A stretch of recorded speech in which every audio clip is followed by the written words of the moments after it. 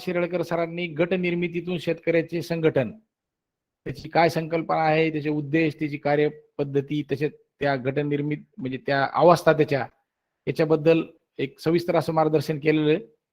तसेच काल बुधवारी शेतकरी उत्पादक संघाबद्दल सरांनी काल माहिती दिलेली.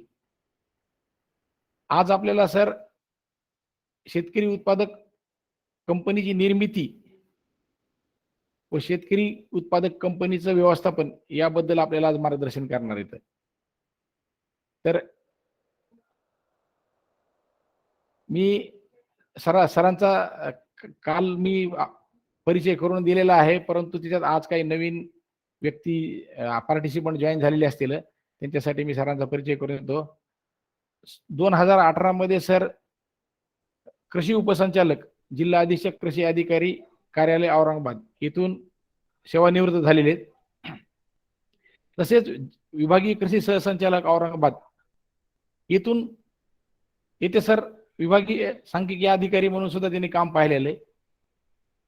ह्या रामेती औरंगाबाद या संस्थेमध्ये सुद्धा सहाय्यक संचालक या पदावर त्यांनी काम केलेलं आहे. तसेच जी राष्ट्रीय स्तरावरची हैदराबाद येथील मॅनेज संस्था आहे, मॅनेज संस्थेवर सुद्धा त्यांनी कोर्स कोऑर्डिनेटर म्हणून काम केलेलं आहे. तसेच आजही ते राष्ट्रीय स्तरावरच्या व विविध राज्य स्तरावरच्या जशा रामेती असेल, वनामती असेल, ह्या ठिकाणी ते फॅकल्टी म्हणून काम करतात. मी सरांना अशी विनंती करतो की आज आपण शेतकरी उत्पादक कंपनीची निर्मिती व शेतकरी उत्पादक कंपनीचे व्यवस्थापन या विषयावर सर्वांना मार्गदर्शन करावं. धन्यवाद सर.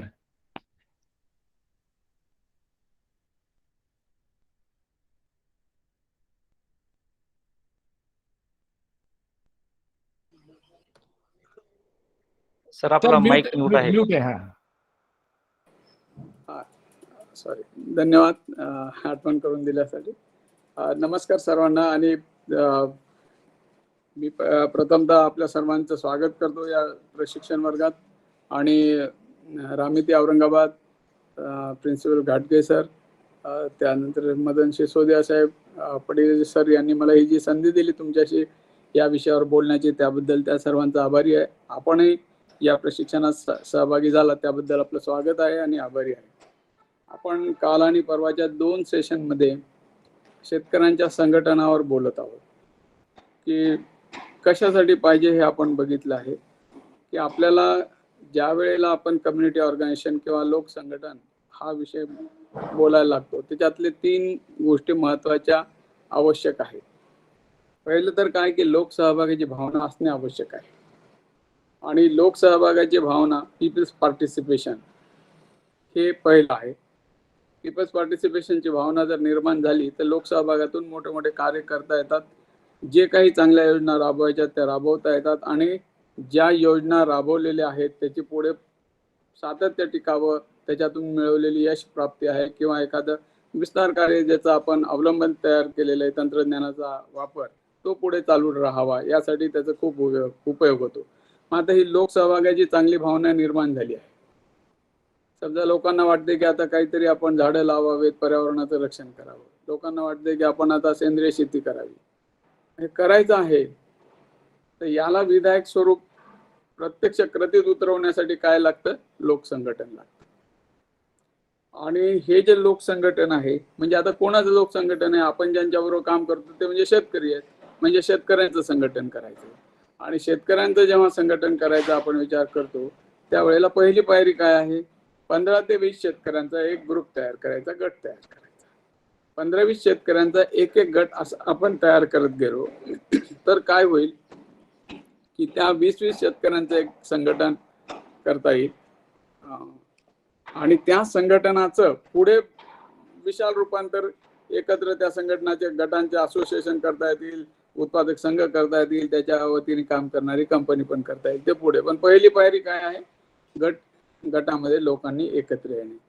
आणि हे जे गटामध्ये आपल्याला लोक एकत्र आणायचे त्यावेळेला एक विचाराचे असावेत लोक, एकाच उद्देशाने काम करणारे असावेत, एखाद्या कमोडिटी सारखं काम करणारे असावेत. म्हणून शेतकऱ्यांचे गट जे आहेत याची जरी संकल्पना महिला बचत गटावर आधारित असली तर थोडासा फरक काय आहे? शेतकरी एखाद्या पिकाभोवती एखाद्या थीम भोवती एकत्र येतात. म्हणजे जसं मार्केटिंग करायचंय, प्रोसेसिंग करायचंय, एकट्याचं काम नाही, सगळे मिळून करतायत. म्हणजे त्याला आपण काय म्हणतो, फार्मर इंटरेस्ट ग्रुप. शेतकऱ्यांचं ज्याच्यामध्ये आवड आहे, ज्याच्यामध्ये गरज आहे, ज्याच्यामध्ये इच्छा आहे, त्याचा गट बनवला. दुसरं काय म्हणतो, कमोडिटी इंटरेस्ट ग्रुप. म्हणजे एखाद्या पिकाचा गट, मोसंबीचा गट केलेला आहे, कांदा उत्पादकांचा गट केलेला आहे, त्याच्यानंतर डाळिंब उत्पादकांचा गट केलेला आहे, सोयाबीनवाल्या शेतकऱ्यांचा गट केला आहे. अशा प्रकारचे जे आहे कमोडिटी इंटरेस्ट ग्रुप. पण ह्याचं बेसिक युनिट काय आहे, 15 ते 20 शेतकरी.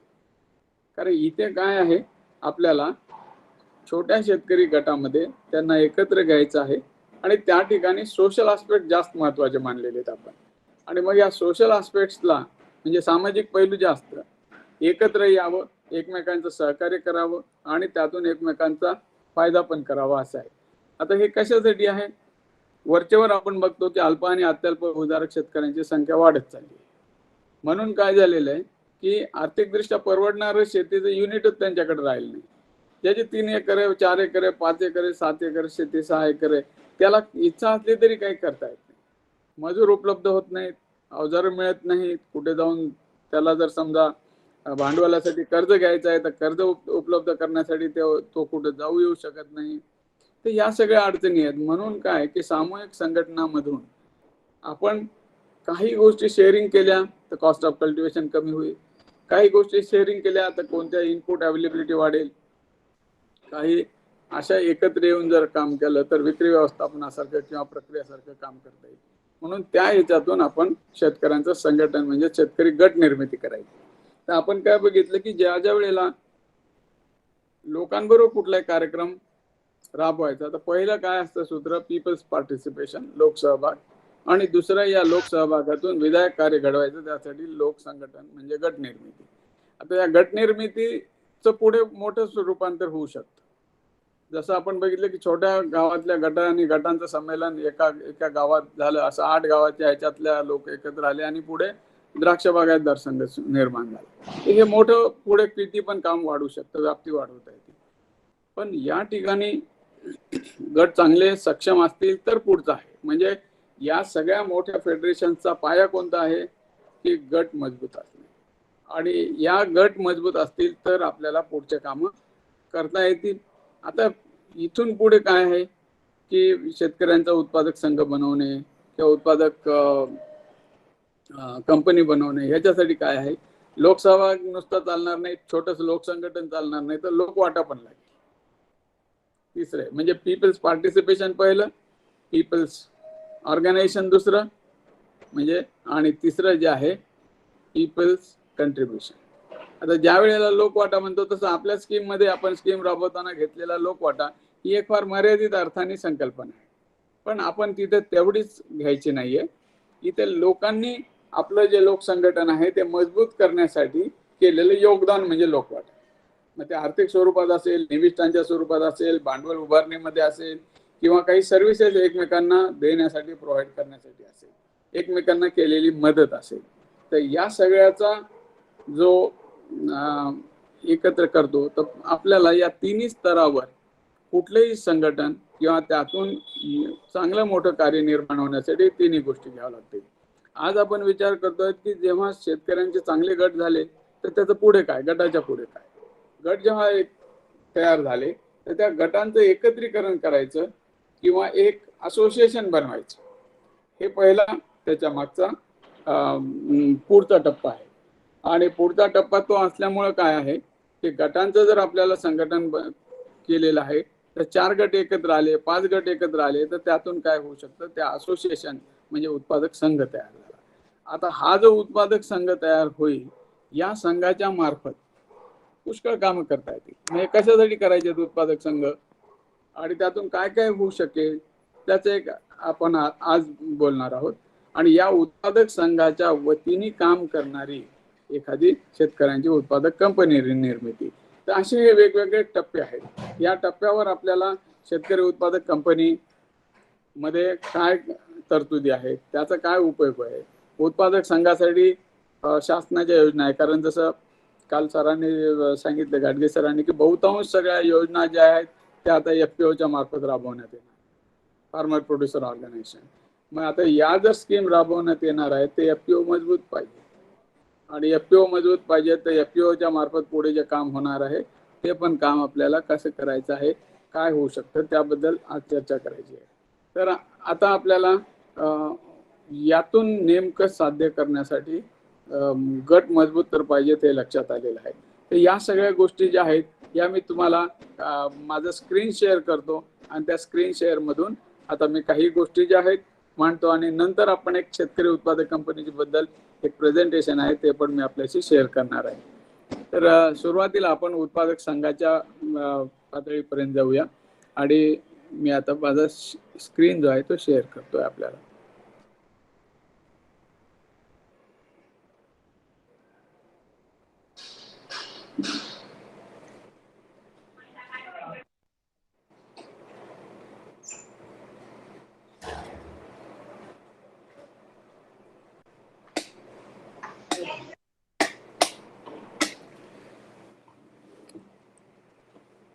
आता हे स्क्रीन शेअर करत असताना मी जे लिहिल ते आपल्याला दिसतंय का एवढंच आपण सांगायचंय मला.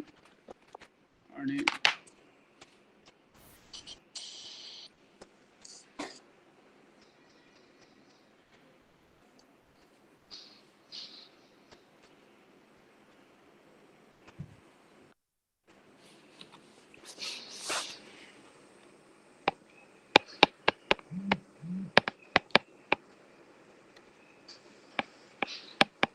हे मी लिहितोय ते दिसतंय का आपल्याला? दिसतंय हो सर. हो दिसतंय सर, दिसतंय. आणि आवाज पण येतोय ना? हो हो हो सर. तर आपण बघितलं की पहिला टप्पा काय आहे, शेतकरी गट निर्मिती. तर हे जे गट आहे या गटांचं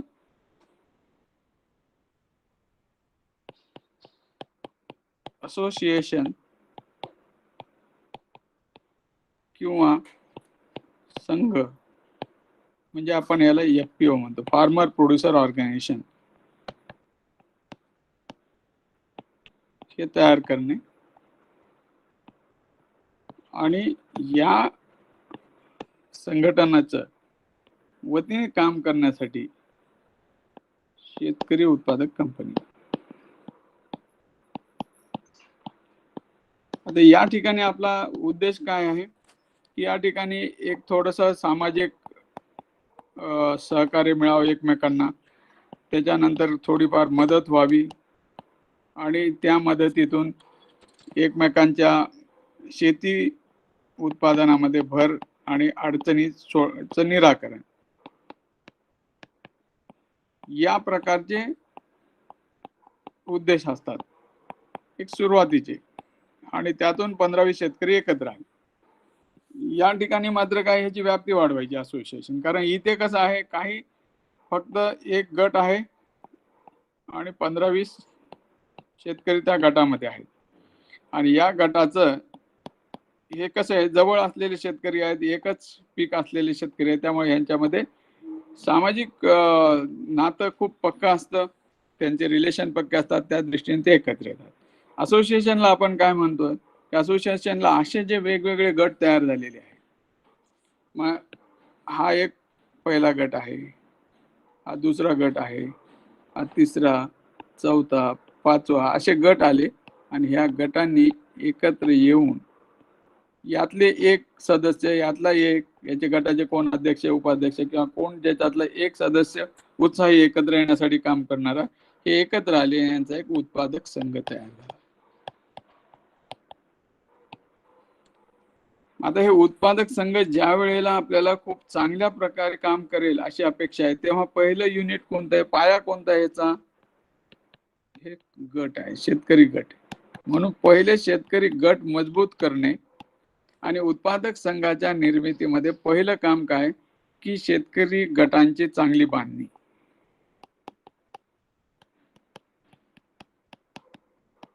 कार्यक्षम बांधणी म्हणू आपण, ती एक चांगली करणे. त्यानंतर या गटांचा क्षमता विकास करणे, कॅपॅसिटी बिल्डिंग करायची. आणि ह्याचा क्षमता विकास केला, त्यांच्याशी चर्चा केली, पुढे एकत्र काय करायचं आहे, हे जे छोटे छोटे कामं एकत्र करतायत त्याच आपल्याला व्यापक स्वरूपात करायचं आहे.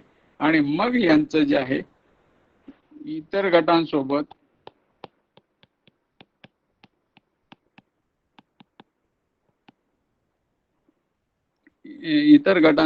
एकत्रीकरण करणे. या एकत्रीकरण म्हणजे संघ तयार करणे. यासाठी काय करावं लागेल, तयारी करावं लागेल. कारण काही या गटामधले 2 शेतकरी तयार असतील पण यांची तयारी नसेल की म्हणतील माझ्या गटाचं अस्तित्वच राहणार नाही, त्याच्यामुळे मग आपलं वेगळंच राहिलेलं बरं. असे वेगवेगळ्या गटामध्ये पुन्हा चर्चा होईल. जसं आपण बघितलं की गट निर्मितीमध्ये फॉर्मिंग, स्टॉर्मिंग, नॉर्मिंग आणि मग परफॉर्मिंग अशा स्टेजेस येतात. तसे इथे सुद्धा आहे. उत्पादक संघ तयार करायचा तर आपल्याला या गटांचं खूप चांगलं प्रशिक्षण द्यावं लागेल, ओरिएंटेशन द्यावं लागेल त्यांना आणि त्यांची तयारी करून घ्यावं लागेल. जे नुसतं ओरिएंटेशन हे करून होणार नाही, तर त्यांची काय करावं लागेल, आपल्याला थोडक्यात कॅपॅसिटी बिल्डिंग करावं लागेल. कारण या ठिकाणी एका छोट्या लेवलची लिडरशिप आहे, इथं मोठ्या लेवलची होईल. इथे एक छोटी लेवलची पार्टनरशिप आहे, इथं अनेक जास्त लोकांची पार्टनरशिप आहे. इथे 1-2 स्टेक होल्डर आहे, इथे अनेक स्टेक होल्डर्स असतील. त्यामुळे प्रशिक्षण, ओरिएंटेशन आणि कॅपॅसिटी बिल्डिंग हे काम आपल्याला आधी करावं लागेल. आणि मग या लोकांना एकत्र आणण्यासाठी मग याच्यात काय काय ट्रेनिंग पण आहे, काही सहली पण आहेत. एखाद्या चांगल्या उत्पादक संघाला भेट देणे आहे किंवा एखाद्या चांगल्या उत्पादक कंपनीला भेट देणे आहे आणि मग आता त्या याचा उत्पादक संघ बनवला. आता हे उत्पादक संघ जेव्हा बनला जातो तर आज आपण काय करतोय की जेव्हा FPO म्हणतोय तर FPO म्हणले त्याच्यामध्ये FPC हा अंतर्भूत आलेला आहे. म्हणजे फार्मर प्रोड्युसर ऑर्गनायझेशन म्हणजेच फार्मर प्रोड्युसर कंपनी अशा अर्थाने हे शब्द जे आहेत एकमेकांमध्ये इंटरचेंज आपण वापरत आहोत. म्हणून FPO जे आहे या FPO ला जर पुढे मोठा बिझनेस कृषी व्यवसाय करायचा आहे आणि नुसतंच उत्पादन नाही तर त्यासाठी आपल्याला फार्मर प्रोड्युसर ऑर्गनायझेशन याची नोंदणी जी आहे 2 ठिकाणी होऊ शकते. एक तर सहकार कायद्याखाली होऊ शकते किंवा याची नोंदणी जी आहे की कंपनी ऍक्ट खाली होऊ शकते. कंपनी ऍक्ट खाली आपण केलं तर त्याला FPC म्हणता येईल. आणि आज जे शासन आपल्याकडे FPO म्हणतंय तर FPOचा अर्थ काय, त्यांचा अर्थ आहे की तुम्ही त्याची FPC केली पाहिजे. मग आता यासाठी जे पहिलं ओरिएंटेशन करायचं आहे त्या ओरिएंटेशन मध्ये काय काय करावं लागेल त्याचं आपण बघू आणि मग त्याचं व्यवस्थापन कसं करायचंय त्याची पण आपण चर्चा करू. जेव्हा कुठलीही FPO तुम्ही किंवा गट, शेतकऱ्यांचा गट आहे आधी आणि गटाचे FPO आणि मग FPC तयार करणार आहात, याच्यामध्ये पहिला उद्देश काय असला पाहिजे की पहिला उद्देश जे आहे की उत्पादनामध्ये वाढ करणे, कृषी उत्पादनात वाढ.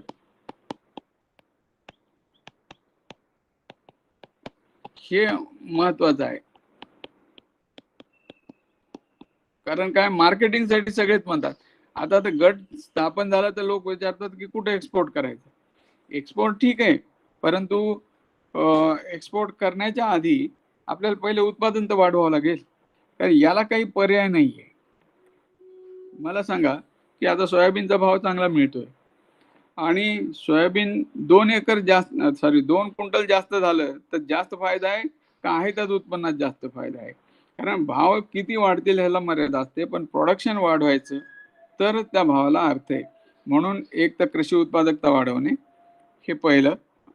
त्याच्यानंतर दुसरं जे आहे की कृषी उत्पादकता वाढवताना आपली जी उत्पादन खर्च आहे हा मर्यादित ठेवणे.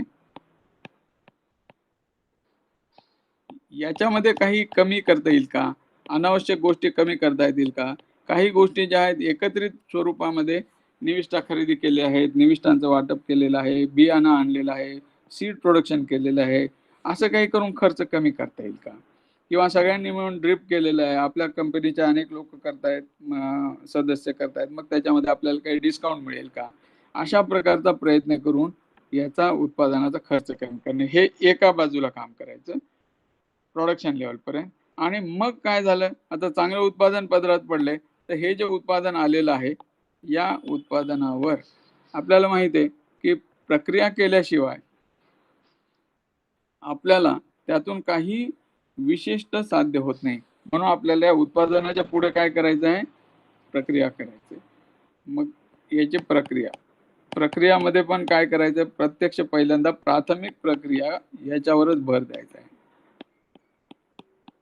प्राथमिक प्रक्रिया म्हणजे काय, फक्त धान्य स्वच्छ करणं आहे, क्लिनिंग आहे, ग्रेडिंग आहे, पॅकिंग आहे आणि साठवण आहे. साठवण यासाठी आहे की बाजारात घाईघाईने विक्री नाही करायची, मग हे करायचं आहे. आणि प्रक्रिया झाल्यानंतर विक्री व्यवस्थापन आहे.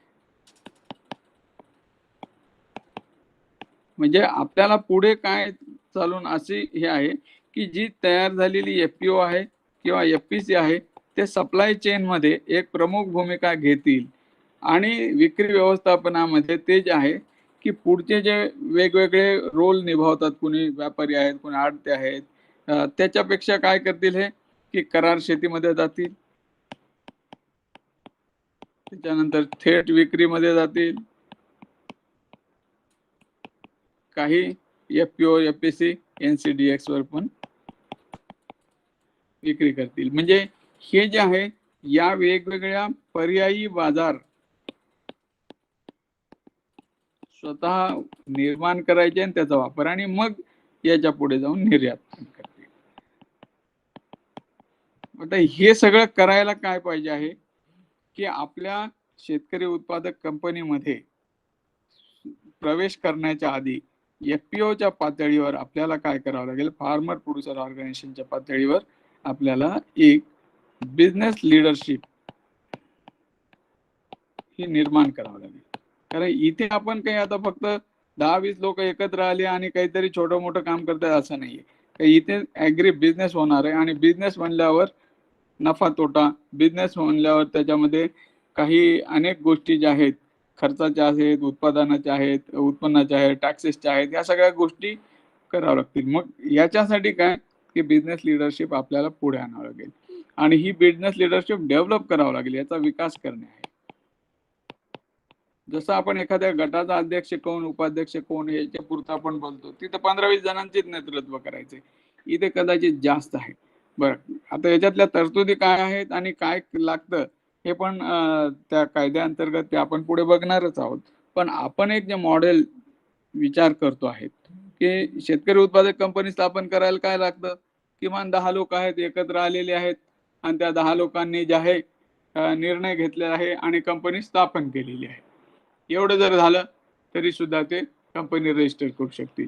पण आपल्याला त्याच्या पलीकडे जाऊन काय करायचं की फक्त त्या 10 लोकांतच कंपनी रजिस्टर होऊ शकते. पण आपल्याला जर समजा शासनाच्या काही स्कीम्स मध्ये यायचं असेल आणि त्याचाही काही फायदा घ्यायचा आहे तर त्या स्कीमचे काही नियम आहेत, तर त्या नियमाचा पण आहे. आता भारत सरकारकडून एफपीओ ची जी स्कीम आहे, या केंद्र शासनाच्या या स्कीम मध्ये जे आहेत त्यातले काही नियम आहेत, तर त्या नियमाचा फक्त इथं उल्लेख करतो आणि मग वेगवेगळे मॉडेल एफपीओचे आणि एफपीसीचे आपल्या पुढे सांगतो. पहिलं यांचं काय म्हणणं आहे की जर समजा तुम्ही सर्वसाधारण भागातून असाल तर आपल्याला तुमच्या एफपीओ मध्ये जे आहे किती लोक पाहिजेत, साधारणतः 300 लोक पाहिजेत आणि 300 शेतकऱ्यांचा अंतर्भाव पाहिजे. जसं आपण आता बघतो की स्मार्ट प्रकल्पामध्ये सुद्धा आपल्याला तिथे प्रत्येक ठिकाणी काही निकष दिलेले, तर त्याचा अभ्यास करायचा. कारण एफपीओ तयार झालं तर याला सपोर्ट करणारे कोणत्या एजन्सीज आहेत, पहिले SFAC, small farmer agri business consortium, हे प्रशिक्षण देतील, सहली काढतील, काही त्यांच्या योजना आहेत, भाग भांडवलाच्या सुद्धा त्यांच्या स्कीम्स आहेत, त्याच्यातून पण मिळेल. जसं की एक एफपीओला 15 लाखाचा आपण नेहमी ऐकतो की 15 लाखाचं पहिले कर्ज मिळणार, अर्थसहाय्य मिळणार, ते कोण देणार, SFAC. मग त्यांचे काय अट आहे, 300 शेतकरी पाहिजे आणि तेच जर समजा हिली रिजन मध्ये असेल, डोंगराळ भाग असेल, तर या भागामध्ये 100 शेतकरी तुमच्या सदस्य पाहिजेत एफपीओचे. आता याचे जर तुम्हाला SFACचा फायदा घ्यायचा असेल तर ही अट आपल्याला पूर्ण करावं लागेल. आता हे SFAC आहे. दुसरं आहे नाबार्ड आणि तिसरं आहे NCDC म्हणजे नॅशनल कोऑपरेटिव्ह डेव्हलपमेंट कॉर्पोरेशन.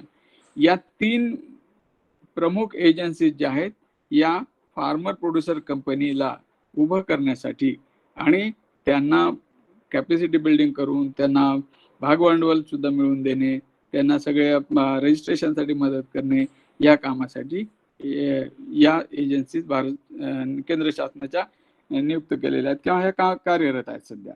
आता यांच्या ज्या काही स्कीम आहेत त्यांचा पण विचार करायचा. पण जर समजा आपण जेव्हा शेतकरी उत्पादक संघ स्थापन करायचं म्हणतो, तर तेव्हा आपण जे बघितलेलं मॉडेल आहे हे कधी पण डोळ्यासमोर ठेवायचं. म्हणून मी हे पुन्हा पुन्हा काढतोय की हे गट आहेत. किती गट आहेत? 15 ते 20 गट आहेत. आता हे 15 ते 20 गट एका गावात असू शकतात, 2 गावात असतात, 3 गावात असतील, किंवा हे एखाद्या तालुक्यामध्ये पण असतील. तसे काही मर्यादा नाही त्याला. तुम्ही गटाची उत्पादक संघाची किंवा शेतकरी उत्पादक कंपनीचं ज्युरिडिक्शन ठरवताना त्याच्यामध्ये लिहू शकता की बाबा कुठे आहे किंवा म्हणजे व्याप्ती कुठपर्यंत आहे. तर पण आपल्याला एक चांगला एक जिन्सी किंवा जवळपास एकसारख्या गरजा असलेले लोक आहेत, हे 2-3 गावं मिळून जे आहेत त्याला आपण क्लस्टर म्हणतो. 1 विलेज किंवा क्लस्टर ऑफ 2 to 3 विलेज, याच्यातून 15-20 गट आले. या गटांची मिळून काय झाली? संघ तयार झाला. या गटांमधून 1-2 यातले सदस्य घेतले की जे मिळून शेतकरी उत्पादक संघ, आणि हे संघ स्थापन झाला. या संघाचे या गटातले सगळे शेतकरी सदस्य आहेत, परंतु या गटातला एक कोणीतरी असेल किंवा एखादा दुसरा असेल, ते नॉमिनेट केलेलं आहे या गटाच्या कार्यकारी मंडळ जेव्हा त्याच्यावर उत्पादक संघाच्या, आणि बोर्ड ऑफ डायरेक्टर्स जे आहेत कंपनीचे. मग नंतर त्याच्यातून आता हे शेतकरी उत्पादक संघ तयार झाला,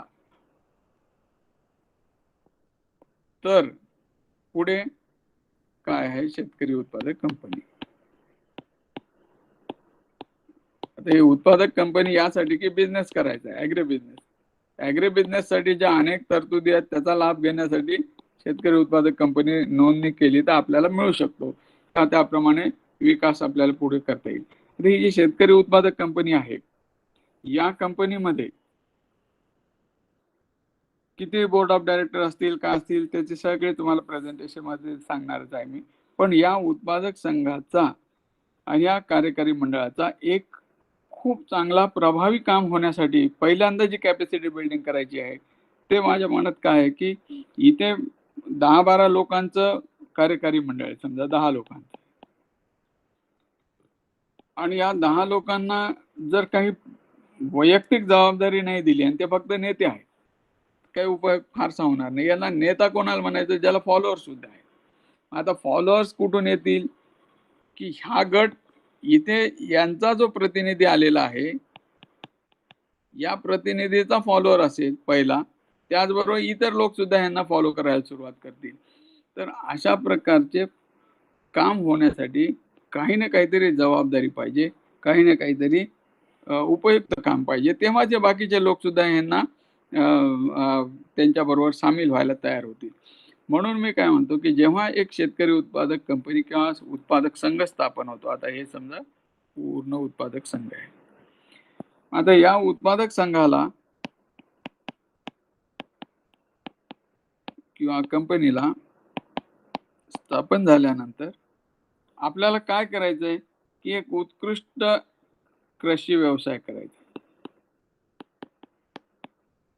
आणि उत्कृष्ट कृषी व्यवसायाच्या माध्यमातून काय करायचं की हे जे शेतकरी आहेत छोटे छोटे, हे आपले सदस्य आहेत, यांच्या मार्फत जो काही पैसा म्हणजे फायदा निर्माण होईल याचा वाटा ह्यांच्यापर्यंत द्यायचा आहे. तर पहिले तर हे आपल्या ह्याच्यामध्ये हिस्सेदार आहेत. आता हे सगळं काम चांगलं कसं चालेल, ह्या लोकांना सुद्धा इथं काहीतरी स्थान मिळालं पाहिजे. मग समजा याच्यामध्ये एक 8-10 प्रमुख गट काम करत आहेत, तर आपल्याला काय करता येईल की याच्यात काही फंक्शनल ग्रुप जे आहेत, म्हणजे आता कार्यकारी मंडळ आहे त्याचं, किंवा समजा बोर्ड ऑफ डायरेक्टर आहे, संचालक मंडळ, कार्यकारी म्हणण्यापेक्षा संचालक मंडळ.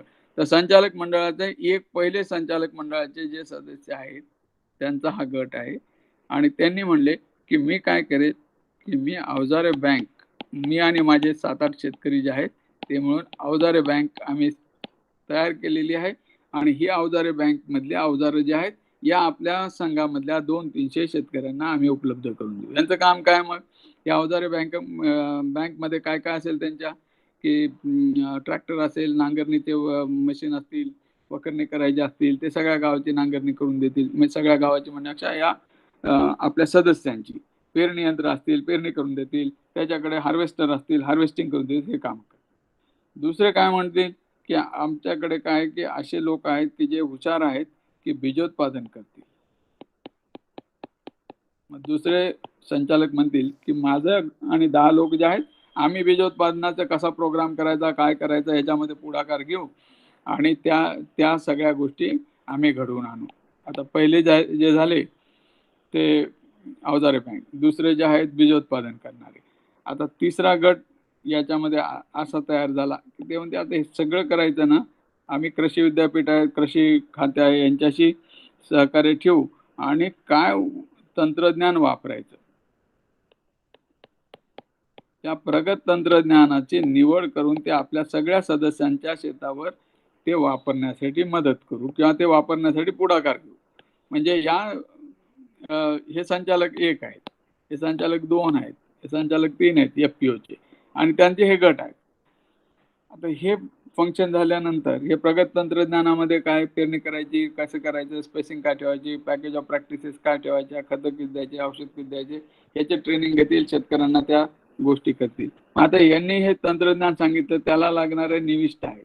मग आता चौथा गट असलेले काय म्हणतील की आम्ही काय करू की निविष्ठांची उपलब्धता आणि निविष्ठ एकत्र खरेदी करू, सगळ्याच्या निविष्ठ. मग आता त्यात खतं असतील, औषध असतील, पेस्टिसाइड असतील, सीड असेल आणि काही समजा ड्रिप इरिगेशन वगैरे असेल. तर मग हा चौथे डायरेक्टर जे आहेत आणि त्यांचा जो गट आहे ते पुढाकार काय घेईल, निविष्ठ. आता याच्यामध्ये काय की असं पण असू शकतील की सगळं हे करत आहेत, चौथा गट असेल किंवा मी काय करेन की मी सर्व्हिसेस प्रोव्हाइड करेन. म्हणजे हा गट काय म्हणेल की आपले हे सगळं कामं चाललेले आहेत, मान्य, पण आपल्याला अडचण कोणती येते, मजूर मिळत नाही. आपल्याला अडचण कोणती येते, पेरणीला स्किलफुल माणसं राहिले नाहीत. आपल्याला अडचण काय येते, फवारणी करायची ऐन वेळेला फवारणी करणारे भेटत नाहीत, पंप नाही. तर ह्या सेवा देणारे सर्व्हिसेस. आता मी सांगतो ही एक खूप मोठी गरज आहे. मोठे मोठे कारखानदार सुद्धा कसे जे आहेत या सेवा पुरवठादारावरच चालतात आणि मग काय की त्यांना कामगार पाहिजे असेल तरी पुरवणार एजन्सी आहेत. त्यांना जर समजा एखादा कच्चा माल पाहिजे असेल तर त्या पुरवणार एजन्सी आहेत. प्रोक्युरमेंट करणारे ते जरी असले तरी सप्लायर ते कोणीतरी असतं, ते सेवा देणारे ते. आणि आज जर तुम्ही बघितलं तर ग्रामीण भागामध्ये शेतकऱ्याला त्रास कोणता होतो की त्या सर्व्हिसेस स्वतःच्या स्वतः अवेलेबल करून घेणे, अरेंज करणे आणि त्या सर्व्हिसेसमध्ये आपण ही सगळी व्यवस्थापन करणे, याच्यात त्याची दमछाक होऊन जाते. तर म्हणून आपल्याच हे पहिले जे आपण बघितले की डायरेक्टर या इथे काम करतील, अवजार बँक, दुसरे बीजोत्पादन, तिसरे प्रगत तंत्रज्ञान, चौथे जे आहेत हे निविष्ठासाठी आहेत, हे पाचवे जे आहेत सेवा देणारे ग्रुप आहेत. आता हे सगळं झालं, मग सहावे काय म्हणतील की आम्ही जे आहे असं करू की एक आपण छोटस प्रक्रिया केंद्र तयार करू आणि ते प्रक्रिया केंद्र आता जे धान्य स्वच्छ करायचं आहे, ठीक आहे, 5-7 लाख रुपये गुंतवून त्याचं प्रक्रिया केंद्र तयार होणार आहे. धान्याची चाळणी होईल, तिथे स्वच्छता होईल, पॅकिंग होईल आणि हे जे आहे हे प्रक्रिया करण्याचा पुढचा. तूर असेल तर तुरीची डाळ आहे, दाल मिल असेल छोटी. तर या प्रकारचे जे प्रोसेसिंग करून देणारे आपल्या सगळ्या सदस्यांचं हे कोण होईल, हा चौथा संचालक होईल. आपले 6वे झाले. मी काय म्हणतो की संचालक व्हायला सगळे तयार असतात, पण संचालक होऊन त्यांना हे करायचं आहे.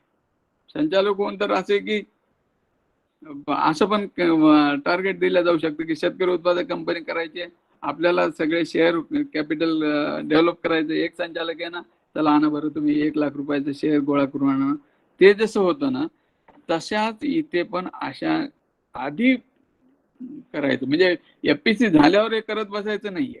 या आधीच काही शेतकऱ्यांचे गट जे आहेत ते गट कोणत्या बाबतीमध्ये पारंगत आहेत किंवा त्यांचं स्किल कुठं आहे, त्या गटातले जे लोक आहेत ते काय करू शकते त्याच्यासाठी. आता हे सगळे असे मी मुद्दे सांगितले आणि नंतर पुढचा जो गट असेल तो काय म्हणेल, हो आम्ही काय करू, बाजार माहिती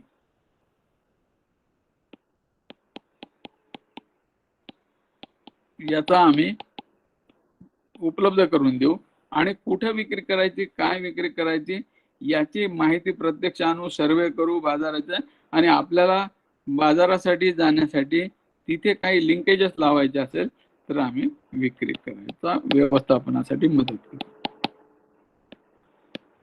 आता या एवढ्या जर सेवा 200-250 शेतकऱ्यांना पुरवल्या तर त्यांचं लक्ष कशावर राहील, आपलं चांगलं उत्पन्न काढायचं. कापूस आहे आज 10 क्विंटल येतो तर 14 क्विंटल काढायचं. सोयाबीन जे आहे 4 क्विंटल उत्पन्न जास्त घ्यायचंय. याच्यासाठी ते शांततेने काम करू शकतील, कारण हे बाकीचं कोणीतरी काम करतात.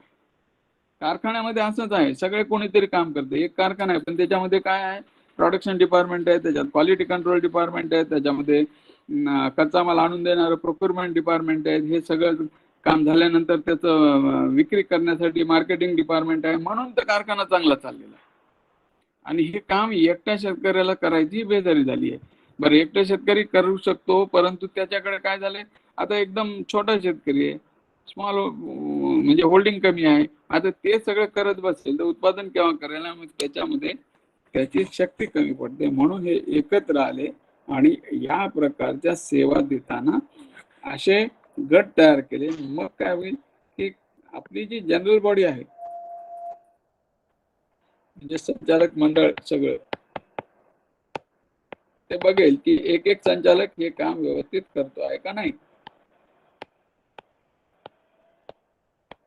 आणि त्या कामासाठी त्यांना प्रमोट करायचं. त्याच्यात अजून जर समजा कोणाला तिथे काही फळे भाजीपाला असेल तर त्याची काही वेगळी असतील, मग हे काय करतील, ठीक आहे बाजार माहिती आणली, विक्री व्यवस्थापन आणलं, आपण सगळे म्हणून विचार करू आणि निर्णय घेऊ की आपल्याला करार शेती करायची आहे, कोणाकडे करार करायची, सीड प्रोडक्शन करायचे, एखाद्या कंपनी बरोबर आपल्याला बीज उत्पादन कंपनी करणाऱ्या कंपनी बरोबर करार करायचा का, आपल्याला विक्रीचा करार करायचा का, प्रोसेसिंग एजन्सी एखादी आयडेंटिफाय केली आहे त्याला आपला माल सप्लाय करायचा त्याचा करार करायचा का, ट्रान्सपोर्ट एजन्सी आहे. मग हे म्हणतील आता हे सगळं चांगलं चाललेलं आहे, उत्पादन खूप झालेलं आहे, मग आता याच्यामध्ये वाढ काय पाहिजे आहे, इतकेच फंक्शनल ग्रुप नको, याचं साठवण करण्याचं पण पाहिजे. मग प्रक्रियावाल्यांना म्हणतील तुम्ही करू शकता का, काय एखादा नवीन ग्रुप आहे की जो गोदाम वगैरे, गोदामाचं व्यवस्थापन, बांधणी किंवा उभारणी याच्यासाठी काम करेल. तर या सगळ्या ज्या गोष्टी आहेत हे करणारे ज्या वेळेला फंक्शनल ग्रुप्स तयार होतील तेव्हाच खऱ्या अर्थाने शेतकरी उत्पादक कंपनी किंवा शेतकरी उत्पादक संघ जे आहे ते त्याचे उद्दिष्ट पूर्ण करू शकते. आज काय झालेलं आहे की 200-300 लोकांच्या वतीने काम करणारे 2-4 लोकच आहेत, ज्यांनी पुढाकार घेतला तेच आहे. म्हणजे इथे कोण काम करतंय, जे प्रमोटर आहेत, जे संचालक आहेत, पण ज्याचं कोणाचं संचालन करायचंय ते कार्य यांनीच करायचं, लोकांना त्यांनीच पुढे आणायचं, मोटिवेट करायचं. मग काही दिवसांनी काय होते, कंटाळून जातात आणि पुन्हा नियम सगळेच बघायचे. पण यांच्या पाठीमागे जर या प्रकारचे असे गट असतील, कारण या इथे जरी एक लिहिलेलं असेल तर 15-20 लोक आहेत हे काम करणारे, हे निविष्ठाचं काम करणारे 7-8 जण आहेत, 10-15 लोक आहेत, सेवा देणारे 20-25 लोक आहेत. ह्या ठिकाणी ह्या ऍक्टिव्हिटीज करणारे गट पाहिजे आहेत आणि या गटसाठी या गटाची कॅपॅसिटी बिल्डिंग करायची आहे. हे सीड प्रोडक्शन मध्ये इंटरेस्टेड आहे ना, याला सीड प्रोडक्शनची अजून काही माहिती असेल ती पुरवायची. यांचं टेक्नॉलॉजी बद्दल आहे, हे इनपुट मध्ये व्यापार कसा होतो, काय होतो हे बघायचं आहे. कारण या ठिकाणी आम्ही आमच्या एफपीओच्या मार्फत किंवा फार्मर प्रोड्युसर कंपनीच्या मार्फत ॲग्री बिझनेस करणार आहोत आणि ह्या ॲग्री बिझनेस करण्यासाठी पहिले आमची एफपीओ आणि एफपीसी सक्षम झाली पाहिजे. आज कसं आहे की नियम काय आहेत ते विचारण्यामध्ये आमची अर्धी शक्ती चाललेली आहे, पण एफपीओ एफपीसी ॲग्री बिझनेस साठी तयारी करून घ्यायची आहे. आणि ही तयारी करून घेत असताना एक ह्याच्यामध्ये पीटर ड्रकर म्हणून आहेत मॅनेजमेंटमध्ये. त्यांचं एक वाक्य खूप महत्वाचं आहे, किंवा ते काय म्हणतात की कोणताही बिझनेस जो आहे तो यशस्वी होण्यासाठी किमान 1000 दिवस लागतात. म्हणजे एखादा बिझनेस सेटअप होण्यासाठी. आपण म्हणतो ना आता काय झालं, बिझनेस पक्का झाला, सेटअप झाला. आता आपल्या एफपीओचा बिझनेस सेटअप व्हायला किती लागतील? 3000 दिवस. 3000 दिवस म्हणजे किती? 3 वर्ष झाले जवळजवळ. म्हणजे पहिले 2-3 वर्ष कॅपॅसिटी बिल्डिंग सतत करायची आहे, प्रशिक्षण घ्यायचे, प्रयत्न करायचे. त्या प्रयत्नामध्ये न थकता कुठे यश येईल कुठे येणार नाही, पण ते काम चालूच ठेवायचंय. आणि मग काय होईल, काम चालू ठेवल्यानंतर आपली एफपीओ आणि एफपीसी ही फायद्यामध्ये यायला लागली. आणि मग यांना झालेले फायदे जे आहेत हे ते आपल्या सदस्यांमध्ये वितरित करतील. अशा प्रकारचा आपल्याला या सगळ्या गोष्टी विचार करायचे आहेत. आणि म्हणून आपल्याला शेतकरी उत्पादक कंपनी ज्या वेळेला किंवा उत्पादक संघ आपण निर्माण करतोय तेव्हा हे सगळं डोळ्यापुढे आपल्या असलं पाहिजे. तर त्याच्यामध्ये एक दुसरं एक प्रेझेंटेशन आता मी दाखवण्याचा प्रयत्न करेल की ज्यात फार्मर प्रोड्युसर कंपनीच्या वेगवेगळ्या गोष्टी काय आहेत. पण उत्पादन म्हणजे उद्दिष्ट काय आहे हे लक्षात आलं आपल्याला. उद्दिष्ट हे आहे की एका बाजूला शेतकऱ्यांचं उत्पादन वाढवायचं आहे आणि दुसऱ्या बाजूला काय करायचं आहे, विक्री व्यवस्थापन. म्हणजे 2 स्तरावर शेतकऱ्यांना काहीतरी फायदा मिळवून द्यायचा आहे.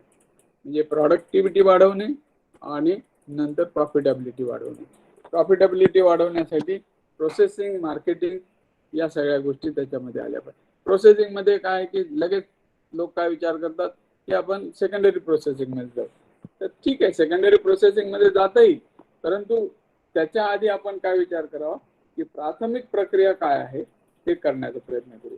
प्राथमिक प्रक्रिया जर आपली चांगली झाली तर त्यामध्ये नुकसान नाही होत. आणि पहिले विक्री व्यवस्थापनामध्ये सुद्धा जे शेतकरी उत्पादक कंपन्या किंवा उत्पादक संघ एकदम जातात तर त्या ठिकाणी ट्रेडिंग सुरुवात करायचा प्रयत्न नाही करायचा. ट्रेडिंग म्हणजे काय, सगळ्यांचा माल घेतला कंपनीने आणि तो विक्री केला असं होईल. ट्रेडिंग केलं तर 2 गोष्टी आहेत. पहिली गोष्ट, ज्याचा माल विकत घेतला त्याला पेमेंट करण्याची जबाबदारी कोणाची राहिली? कंपनीची राहिली. दुसरी गोष्ट काय, याच्यामध्ये झालेला जो फायदा आहे त्याच्यावर काय होईल, आपल्याला टॅक्स भरावा लागेल. त्याच्यापेक्षा काय, इथं एकत्रीकरण, ऍग्रिगेशन, संकलन करायचंय. सगळ्या आपल्या सदस्यांच्या मालाचं संकलन करायचं आणि एक प्लॅटफॉर्म तयार केल्यासारखं ही शेतकरी उत्पादक कंपनी किंवा उत्पादक संघ हा एक प्लॅटफॉर्म असेल ज्याला जोडल्या गेलेले शेतकरी आहेत. ते स्वतंत्र आहेत, ते व्यक्तिगतरित्या काम करतायत, पण they are using this platform. जसं आज जर तुम्ही विचार केला तर आपल्याला 2 शब्द सारखे वापरत येतात, गिग इकॉनॉमी, प्लॅटफॉर्म इकॉनॉमी. हे कसं आहे गिग इकॉनॉमी, प्लॅटफॉर्म इकॉनॉमी? जसं आता एखादं ओयो हॉटेल असतं तर ओयो हा प्लॅटफॉर्म आहे, सगळे हॉटेलवाले त्या प्लॅटफॉर्मला जोडलेले, पण ओयोची मालकी नाही आहे त्या हॉटेलवर. दुसरी गोष्ट, त्या हॉटेलवाल्याला काही त्या ओयोला दरवेळेला काही पैसे द्यायचे आणि घ्यायचे असं काही बंधन नाही. ज्या वेळेला ती सर्व्हिस वापरल्या जाईल त्यावेळेला हॉटेलमध्ये एखादा ग्राहक आला तर त्या ग्राहकाला ओयोवरून बुकिंग मिळून जाईल आणि तो जर ग्राहक त्या हॉटेलमध्ये थांबला तर त्या हॉटेलचे व्यवसाय होईल, त्याला पैसे मिळतील, त्यातला थोडासा हिस्सा तिकडे जाईल.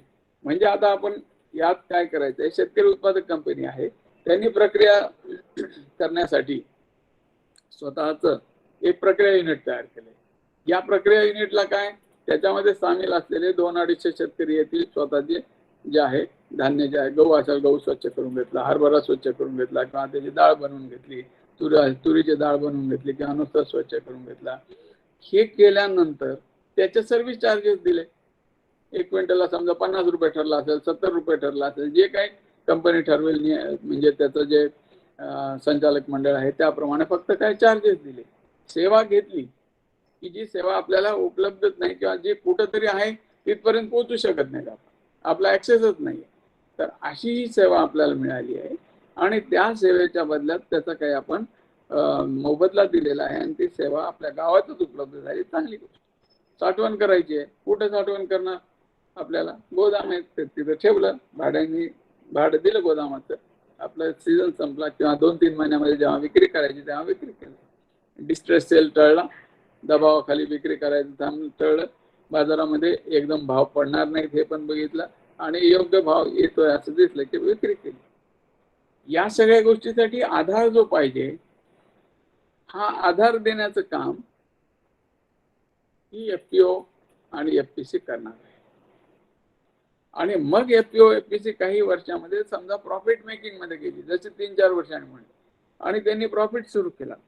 तर प्रॉफिट सुरू केल्यानंतर त्या प्रॉफिट मध्ये काय करता येईल, शेअर देता येईल ना आपल्या सदस्यांना. कारण काही त्यांना रिझर्व ठेवावं लागेल की पुढे बिझनेस व्यवसाय चालवायचा आहे ना, त्याच्यासाठी भांडवल असं वाढवत न्यायचंय. मग त्या याच्यासाठी आपल्याला काही प्रॉफिट राखून ठेवायचा आणि काही डिव्हिडंडच्या मार्फत, लाभांशच्या मार्फत आपल्या सदस्यांना द्यायचा असेल. आणि भविष्यामध्ये असं होऊ शकते की एखाद्या शेतकरी कंपनीमध्ये 100-200 लोक आहेत, 300 लोक आहेत, आणि या 300 लोकांमध्ये काय होते की दरवर्षी लाभांश तुम्हाला 20,000, 25,000, 30,000 मिळते. 30,000 लाभांश म्हणजे काय झालं, महिन्याला तुमचं जे सगळं शेतीमधून येणारं उत्पन्न आहे, समजा माझी 3 एकर शेती आहे आणि ती काही वाढणार नाहीये, मग पण मी केवळ या चांगल्या एफपीओच्या मध्ये सदस्य झालेलो आहे, चांगल्या शेतकरी उत्पादक कंपनी बरोबर जोडलेलो आहे, मग काय झालं, त्यांच्याकडून मला लाभांश 30,000 आला. म्हणजे महिन्याला साधारणतः 15-20 हजार रुपये आहे, जास्तीचे मिळाले ना. हे माझ्या शेतीमध्ये मी काम करताना मिळालेला जास्तीचा फायदा. सेवा मिळणारे ते तर आहेच आहे मला. त्याचबरोबर मला दुसरी गोष्ट काय, सगळ्यात मोठा या एफपीओ एफपीसी मध्ये सामील होण्यामुळे काय, you are a partner of a particular enterprise किंवा एंटिटी, बिझनेस एंटिटीचा आपणही पार्टनर आहोत.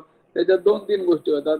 एक स्वतःला सुद्धा एक मानसिक भक्कम आधार असल्यासारखी किंवा सपोर्ट सिस्टम तयार असल्यासारखं आपल्याला एक समाधान राहतं. आपण एकटे नाहीत हे पण आहे. आपल्याला आलेली समस्या सोडवताना आपल्याला अनेक लोक मदत करायला आहेत ही सुद्धा मनाची खात्री राहते. आणि यासाठी म्हणून एफपीओ आणि एफपीसी केलेलं आहे. आणि मग आता आपण काय करू की आता हे सगळं नवीन आहे, मग याचे काय नियम आहेत, या नियमामध्ये आपल्याला काय करायला पाहिजे, तर त्या सुद्धा गोष्टी आता चर्चा करू. तर पहिली तर गोष्ट काय की कंपनी कायदा जो आहे, या कायद्याच्या अंतर्गत आपल्याला आपली एफपीओ रजिस्टर करता येते. एफपीओ 2 गोष्टी रजिस्टर करता येते. कोऑपरेटिव्ह ऍक्ट मध्ये पण रजिस्टर करता येते आणि कंपनी कायद्याखाली. त्याचे पण आपल्याला जे काही नियम आहेत ते सांगू. पण कंपनी ऍक्ट काय म्हणतो, साधारणतः नियम काय सांगतो, नियम असं सांगतो की तो एक 1956चा कायदा आहे आणि त्याच्यामध्ये 2013ला काही सुधारणा झाल्या. तर आपण 2013च आपण बेस म्हणू, कारण जे रिसेंट. तर या ह्याच्यामध्ये शेतकरी उत्पादक कंपन्यांच्या किंवा उत्पादक संघाचे जे सदस्य आहेत, ज्या संस्था तयार झालेल्या आहेत किंवा गट आहेत शेतकऱ्यांचे, ते एकत्र येऊ शकतील आणि ते आपली शेतकरी उत्पादक कंपनी स्थापन करू शकतील. मग या कायद्यानुसार कंपनीमध्ये किती पाहिजे, कमीत कमी 5 आणि जास्तीत जास्त 15 संचालक. म्हणजे असंही नाही की तुमचे 300 लोक आहेत, 300 लोक आहेत तर 20 आणि 25 तुमचे संचालक मंडळ पाहिजे, नाही, 5 मिनिमम आणि 15. कारण त्याच्यामध्ये खर्च येतो, कारण त्या एक संचालक आहे म्हणून मान्यता घ्यायची, तर त्याचं पुष्कळ ते डॉक्युमेंटेशन आहे, त्याचा खर्च येतो. म्हणून मिनिमम 5 आणि मॅक्सिमम 15 जे आहे संचालक मंडळ असू शकतात. आणि त्याच्यामध्ये जी नोंदणी करायची आहे, तर ती नोंदणीची जी प्रक्रिया आहे ही करत असताना आपण कंपनी सेक्रेटरीची मदत घ्यावी. त्याच्यामध्ये काय काय असतं ह्याची जनरल नॉलेज आपल्याला मिळेल, पण ॲट द सेम टाइम आपण त्या गोष्टी, जसं आता इन्कम टॅक्स आहे, ज्यांचं साधारण आहे ते आपलं ऑनलाईन भरतात, परंतु ज्यांचा व्यवसाय भरपूर आहे किंवा ज्यांना त्याच्यामध्ये लक्ष देणं होत नाही, ते काय करतात, ते आपल्याला जे व्यवसाय जे आहेत सीए कडे जातात, आपलं इन्कम टॅक्सचं रिटर्न भरून घेतात. तशाच प्रकारचं कंपनी सेक्रेटरीची मदत घेणं चांगलं आहे. पण आता ही जी कंपनी तयार करायची आहे त्याच्यामध्ये किती आहे, कमीत कमी 10 लोक प्रमोटर लागतात, जास्त काही लागत नाही. पण मात्र वेगवेगळ्या जर स्कीमचा फायदा घ्यायचा, जसं आता FPO SFSCचा आहे, तर त्या SFSCच्या ह्याच्यातून आपल्याला काही बेनिफिट घ्यायचा असेल, आपल्याला नाबार्डच्या योजनेचा काही बेनिफिट घ्यायचा असेल, तर तिथं जर त्यांनी म्हणले की त्याचे 200 सदस्य पाहिजे, 300 पाहिजे, तर आपल्याला तसं ते करावं लागेल. पण किमान जे आहे की एका गावामध्ये किंवा 2 ते 3 गावाच्या क्लस्टरमध्ये असे मिळून आपल्याला शेतकरी 10 जर लोक एकत्र आले तर ते प्रमोटर्स असतील आणि ते जे आहे कंपनी नोंदणी करू शकतील. आता ही जी नोंदणी आहे ही करताना आपल्याला जो खर्च येतो तो साधारणतः 45 ते 50,000 पर्यंत खर्च येतो. तर त्यासाठी मी आता या सगळ्या याचा जो प्रक्रिया आहे, प्रोसेस आहे, या प्रोसेसची माहिती देण्यासाठी एक प्रेझेंटेशन सुरुवात करतो आहे. तर स्लाइडचं प्रेझेंटेशन मी आता सुरू करतो आहे.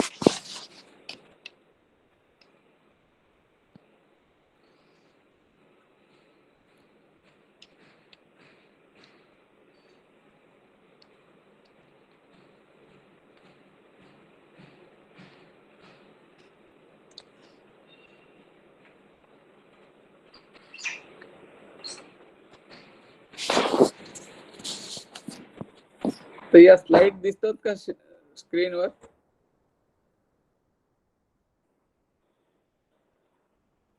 हॅलो, आवाज येतोय माझा? दिसत नाही हो सर, नाही दिसत. आवाज येतोय? हा, स्लाइड दिसतात का सिसोदिया साहेब? नाही नाही नाही सर.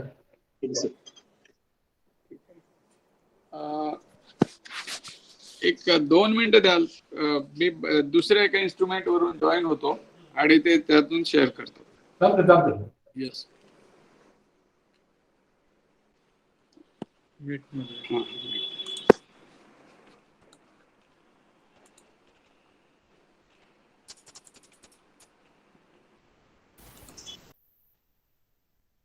तर याच्यावर असेल तर याच्यातून करता येईल ना.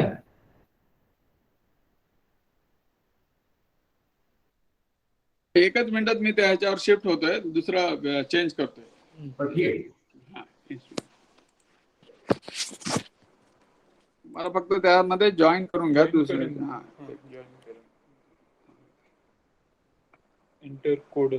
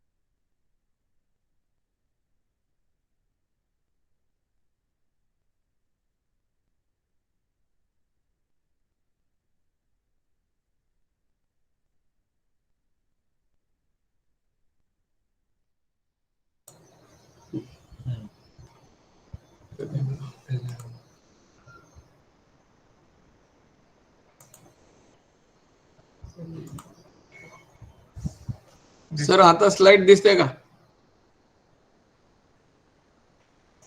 दिसत नाही सर. दिसते का सर? नाही नाही. बरं एक मिनिट. सर याच्यामधून तुम्ही जिथं आहेत ना त्याच्यातून शेअर करता येईल ना. बरं त्याच्यातून करतो प्रयत्न. तुम्ही त्याच्यामध्ये प्रेझेंट नाव, हा प्रेझेंट नाव मध्ये जाऊन करता येईल. राईट. हा प्रेझेंट नाव मध्ये जा.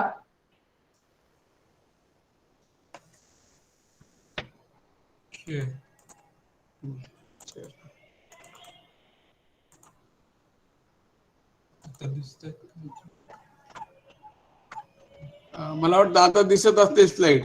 हा दिसायली. हा ओके. तर ठीक आहे, आपण याच्यातून आता सध्या सुरू करूया. वाकडे सर त्याच्यावर पिन करा आपल्या याच्यावर. हो केलं सर. हा, तर आपल्याला कंपनी जेव्हा स्थापन करायची तर कंपनी कायद्यामध्ये काय काय तरतुदी आहेत आणि आपल्याला त्यातून काय साध्य करता येईल त्या गोष्टी आपण बघितलेल्या आहेत. आता इथे बघा मेरिट्स ऑफ कंपनी फॉर्मेशन काय आहे. पहिली तर कंपनी स्थापन केली तर त्याच्यामध्ये डिस्टंट लिगल एंटिटी आहे. म्हणजे असं काही हवेत गोष्टी नाही आहेत, कारण त्या सगळ्या एखाद्या मोठ्या कंपनीला जसं अस्तित्व असतं तसं आपल्या कंपनीला अस्तित्व येईल. तर याच्यामध्ये काय आहे, फक्त वैयक्तिक उत्पादक शेतकरी किंवा उत्पादक संस्था कंपनी सभासद होऊ शकतात. म्हणून फिट टू पेज करता येत नाही का म्हणजे थोडस.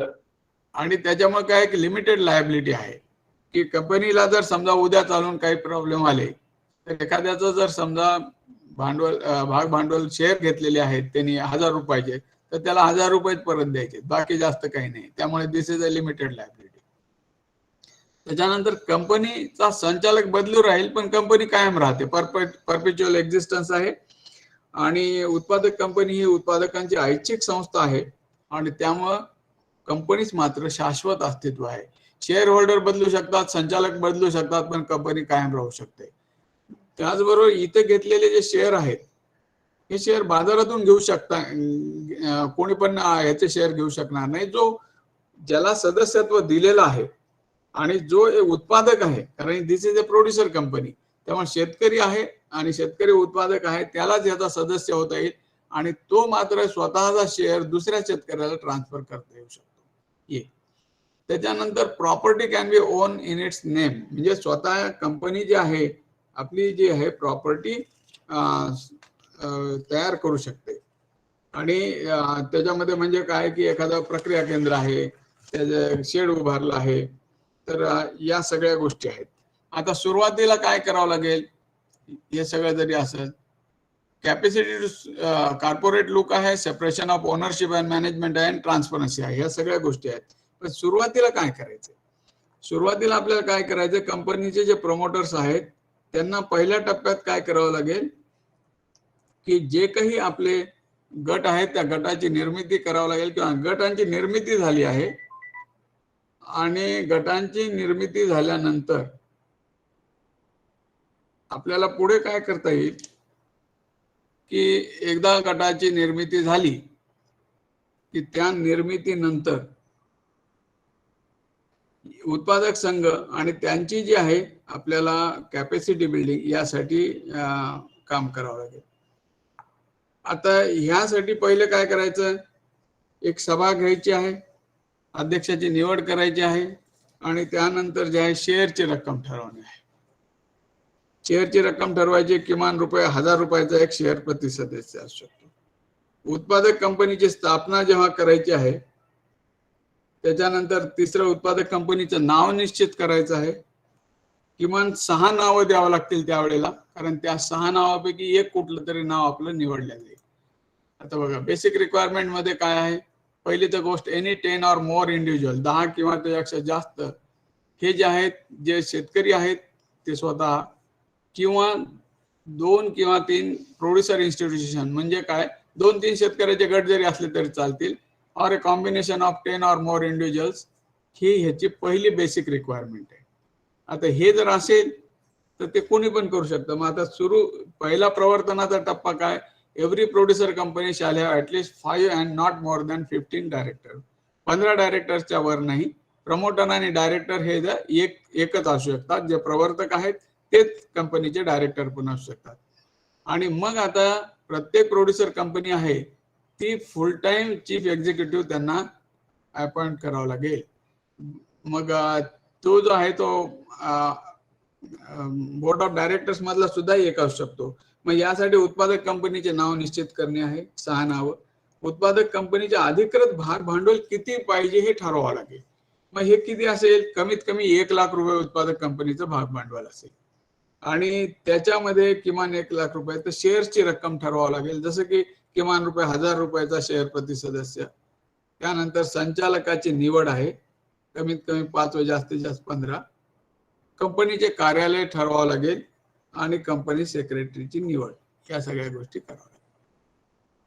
तर याचबरोबर काय मग आता कंपनीचे संचालक आहेत जे डायरेक्टर आहेत, डायरेक्टर आयडेंटिफिकेशन नंबर DIN हे आपल्याला बघावं लागेल आणि digital signature of all the directors हे आपल्याला आधी तयार करावं लागेल. ही पहिली काम झालं. त्यानंतर काय झालं की name at least 6 of the propose company in order of their preference. आता जसं मी म्हणलो की 6 नावं आपल्याला आपल्या कंपनीचं काय नाव ठेवायचं ते आपल्याला सुचवावं लागतील. या 6 पैकी एक नाव फायनल होईल. कारण सारख्या नावाचे जर आधीच दुसरी कंपनी असेल तर काय होईल, आपल्याला त्या नावाला मान्यता मिळणार नाही. म्हणून तेवढं आपल्याला 6 नावं द्यायचे. तर name of the company contains म्हणजे शेवटी कोणतंही नाव असलं तरी शेवटी प्रोड्युसर कंपनी लिमिटेड हे शेवटचे शब्द असले पाहिजे. पुन्हा काय मिनिमम शेअर कॅपिटल आपल्याला 1 लाख हे आपल्याला ठरवावं लागेल. 1 लाखाच्या शेअर कॅपिटलच्या पेक्षा कमी नाही करता येत, त्यापेक्षा जास्त असू शकतं. The share capital of A producer company shall consist of equity shares only. म्हणजे हे कशातून येईल की शेतकऱ्यांनी जसं आपलं ठरवलं की 1000 रुपयाचं शेअर आहे, तर 1000 रुपयाचं शेअर आहे, 100 सदस्य आहेत तुमचे, तर 100 गुणिले 1000 अशा प्रकारचं आपलं भांडवल त्यातून येईल. आणि पुढचं जे महत्वाचं पॉईंट आहे तर मेंबरशिप कोणाला देता येईल की जे शेतकरी आहेत, प्रायमरी प्रोड्युसर आहेत, त्यांनाच आपल्या ह्याचं मेंबरशिप करता येईल. म्हणजे शेतकरी उत्पादक कंपनीचा सदस्य शेतकरी नसलेला माणूस होऊ शकणार नाही. ही एक महत्वाची गोष्ट आहे याच्यामध्ये. ही basic requirements of the company formation आहे. त्यानंतर आपण पुढे याच्यात बघू. या बेसिक रिक्वायरमेंट्स मध्ये पुढची काय आहे की documents required for company formation. कोणते कोणते डॉक्युमेंट आहेत? पहिले डॉक्युमेंट आहे ते copy of pan card of all the propose director. जेवढे डायरेक्टर आपण प्रस्तावित केले त्याची पॅन कार्ड लागेल. प्रमोटर्सचे सुद्धा पॅन कार्ड लागेल. सेल्फ अटेस्टेड चालतात. त्याच्यानंतर काय की या सगळ्या संचालकांचे नाव आहेत, त्यांचे ऍड्रेस प्रूफ लागतील आणि प्रपोज डायरेक्टर जे आहेत, प्रमोटर्स आहेत, त्यांचं ऍड्रेस प्रूफ मध्ये ड्रायव्हिंग लायसन्स चालेल, पासपोर्ट चालेल, इलेक्शन कार्ड चालेल किंवा latest bank statement self attested यांचं लागेल. त्यानंतर पुन्हा काय पाहिजे? Passport size photo. सगळे जे डायरेक्टर्स आहे आणि प्रमोटर्स आहेत या सगळ्यांचे पासपोर्ट साईज फोटो लागतील. त्यानंतर address proof of registered office of propose company. कुठं करणार आहेत, कोणत्या गावात आहेत, त्याचं काय ऑफिस आहे.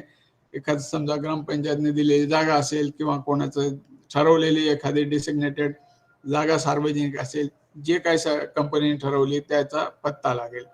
त्यानंतर no objection letter from the owner of the aforesaid premises, की जिथे तुम्ही कंपनी करणार आहे ते जर समजा भाड्याची जागा असेल तर त्या ठिकाणी त्यांचं नो ऑब्जेक्शन लागेल. कारण हे कंपनीचे व्यवहार असतील, तिथं व्यवसायिकमुळे अनेक लोकांचं येणं जाणं पण असू शकेल, म्हणून त्यांचं नो ऑब्जेक्शन लागेल.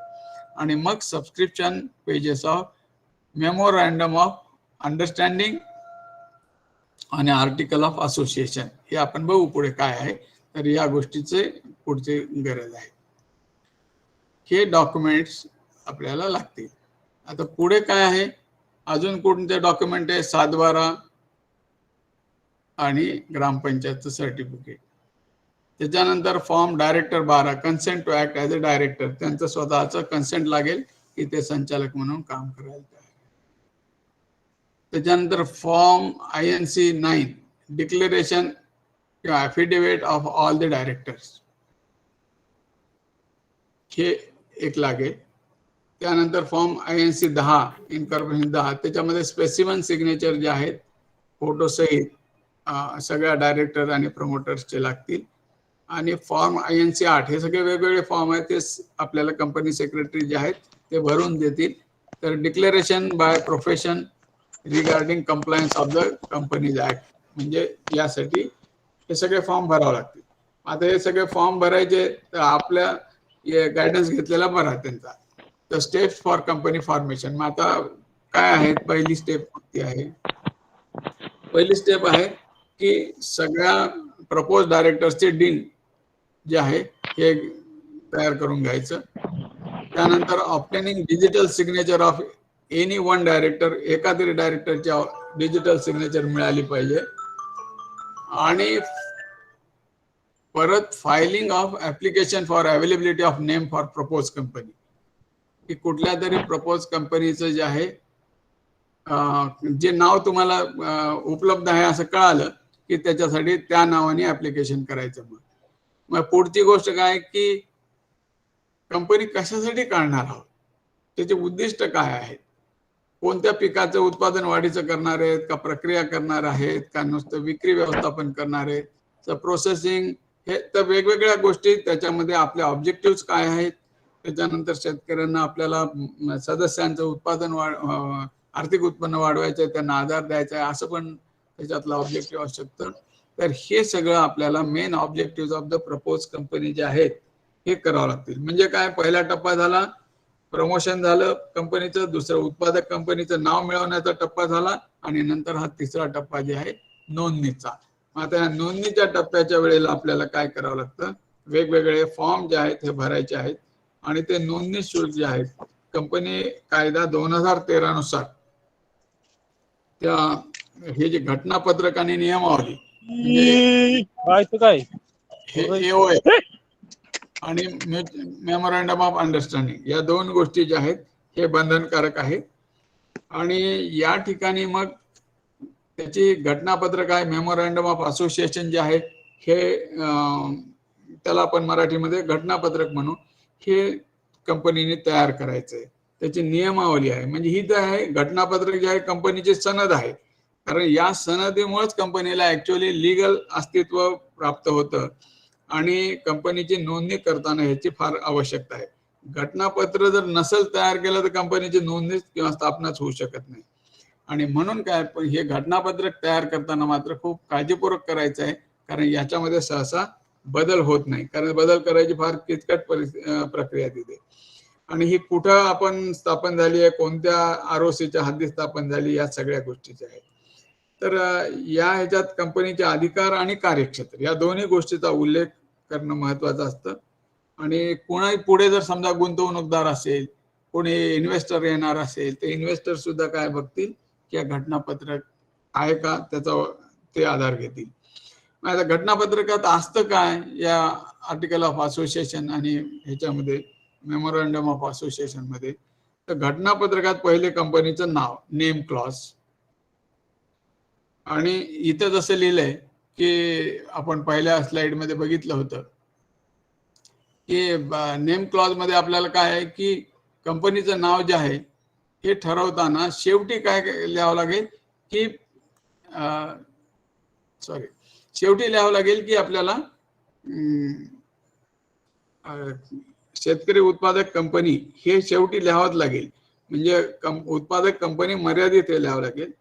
आणि ते जे नाव जे आहे सुचून आलं, एक दोन नावं सारखे असतील तर ते आपल्याला घेता येत नाहीत म्हणून, पण कंपनीच्या नावात कुठे कोऑपरेटिव्ह कंपनी असा शब्द नाही जमणार. त्याचबरोबर काही राष्ट्रपुरुषांच्या नावाने सुद्धा कंपनी मध्ये प्रपोज केलं जातं काही, तर तसं पण नाव आपल्याला चालत नाही.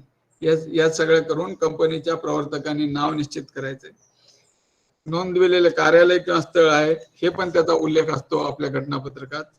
आपल्या कंपनीचे उद्दिष्ट काय आहेत, ऑब्जेक्ट्स, ते पण त्याच्यामध्ये लिहायचे.